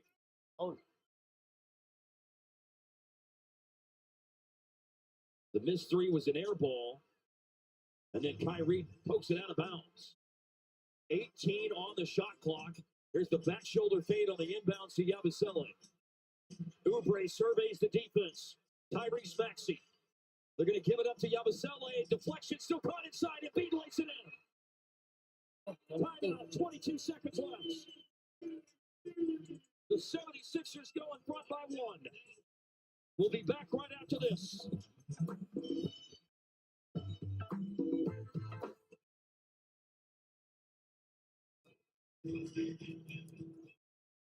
I love playing basketball. I may not make it to the pros or have a shooting done, but I keep playing. I'll gain confidence. And I'll make new friends. I'll play hard but fair. I'll stay physically and mentally fit. I'll play with anyone. Anyone. And most importantly, I'll have fun.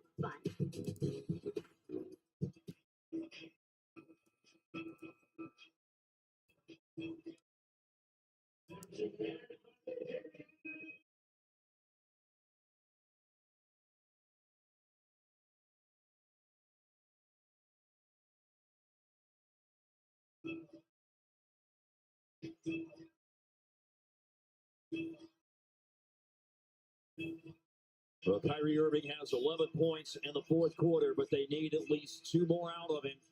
Exum is back in. Klay Thompson, Marshall, Max Christie. That's your lineup as Dallas needs a basket here, Devin, down by one. You know the ball's going to go through Kyrie here. This team really needs a win for so many reasons. Exum to throw it in. Mike Kyrie. Here comes a double team. Marshall with the ball. Marshall change of direction. A drive. A layup attempt rolls off. Rebound Embiid. Dallas trying to foul him or force a turnover, and it's a foul. Now it's a foul to give there for Dallas. Just their second of the whole fourth quarter.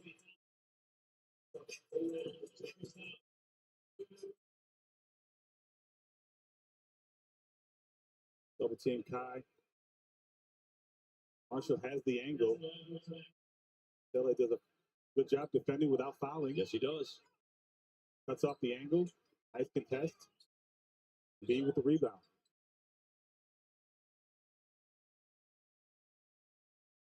Oubre to throw in at three-quarter court. Will pass up ahead to Embiid. They double Embiid. Now 7 seconds. They're trying to force a turnover now to foul at 5.7. Well, the hope for Dallas is, can Embiid have another hiccup at the line where he has missed 4 and only made 3 going into the game, 92% this year.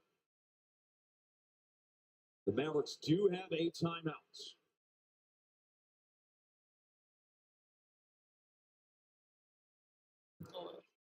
Two-point lead.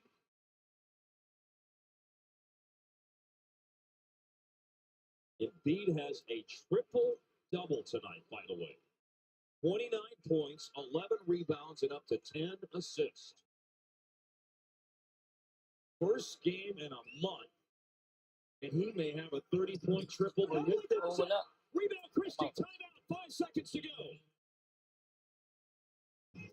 There have been 13 lead changes tonight, 8 in the last 4:23. Go for overtime. And it would be something if there is a 9th lead change here at the end, at 14th overall. Well, one more big moment for Max Christie, who has a season-high 9 rebounds tonight. 8 was his best with the Lakers this year. Also 15 points in the game for Max Christie. As though with 5.4 seconds left, it's Dallas ball. They'll inbound Devin, a 2 to tie. A 3 can give them a walk-off win. Imagine JK drawing up, knowing if they give the ball to Kyrie at the time, the double team is going to be there. So you want to make sure that you have shooters in the corner ready to be locked and loaded. But it doesn't have to necessarily be a 3. It can be a 2. By the way, this ties Christie's career high in rebounds. He did have 9 in a game in his rookie season, early in his rookie season against the Brooklyn Nets. No, now they've changed his rebounding. They moved it from 9 down to 8. So they've adjusted that, but it is a season high. Upcoming schedule, road trip ends Thursday in Boston, and then 4 at home before the All-Star break. Houston, Sacramento, Golden State, and Miami. But here we go, 5.4 left. Dante Exum to throw in. Got to get it in 5 seconds. It's into Kyrie Irving. 4 seconds. And then a foul was just committed by Justin Edwards, which was a foul to give for the 76ers. 3.8 left. And again, no timeouts for Dallas. Going to make it a lot harder now to do anything once the catch has been made. Exum looking. Somebody's got to come up open. Kyrie going back to Exum. He drives and Oh, come on. That's the ball.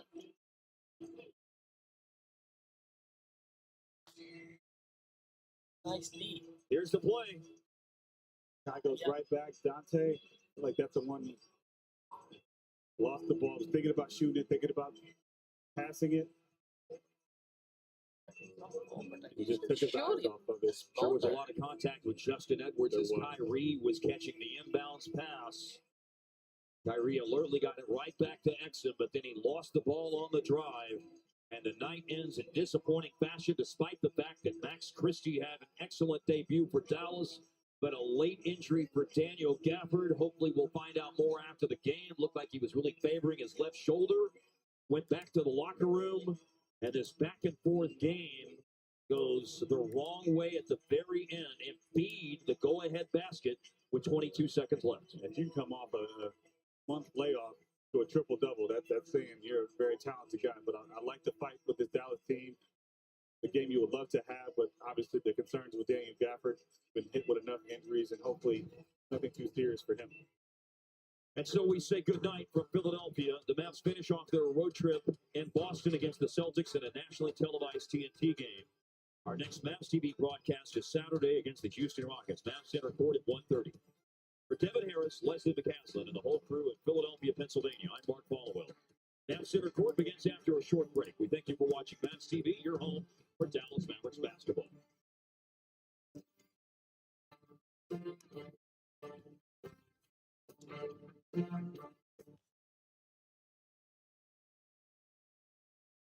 Don Bradley. Cross court is in the whiskey. That's his game from outside, and he doesn't disappoint the first shot of the evening. This kid can shoot from the outside. He'll be 21 in June. Another player, if he didn't give it to Dirk, I'm telling you right now, that's what you're getting. If somebody else shoots it besides him, here he goes. Over Eubanks. The last shot made by Dirk, and he will come off the floor for the final time. Behind the arc, right side, 3. Unbelievable! In 99, when I was drafted in Washington, D.C., I have over 25 family members. Golden State Warriors traded the pick to Atlanta, and I was drafted the 10th pick in the draft in 1999. In 2004, I was traded from Atlanta to the Dallas Mavericks. That was a big moment for me.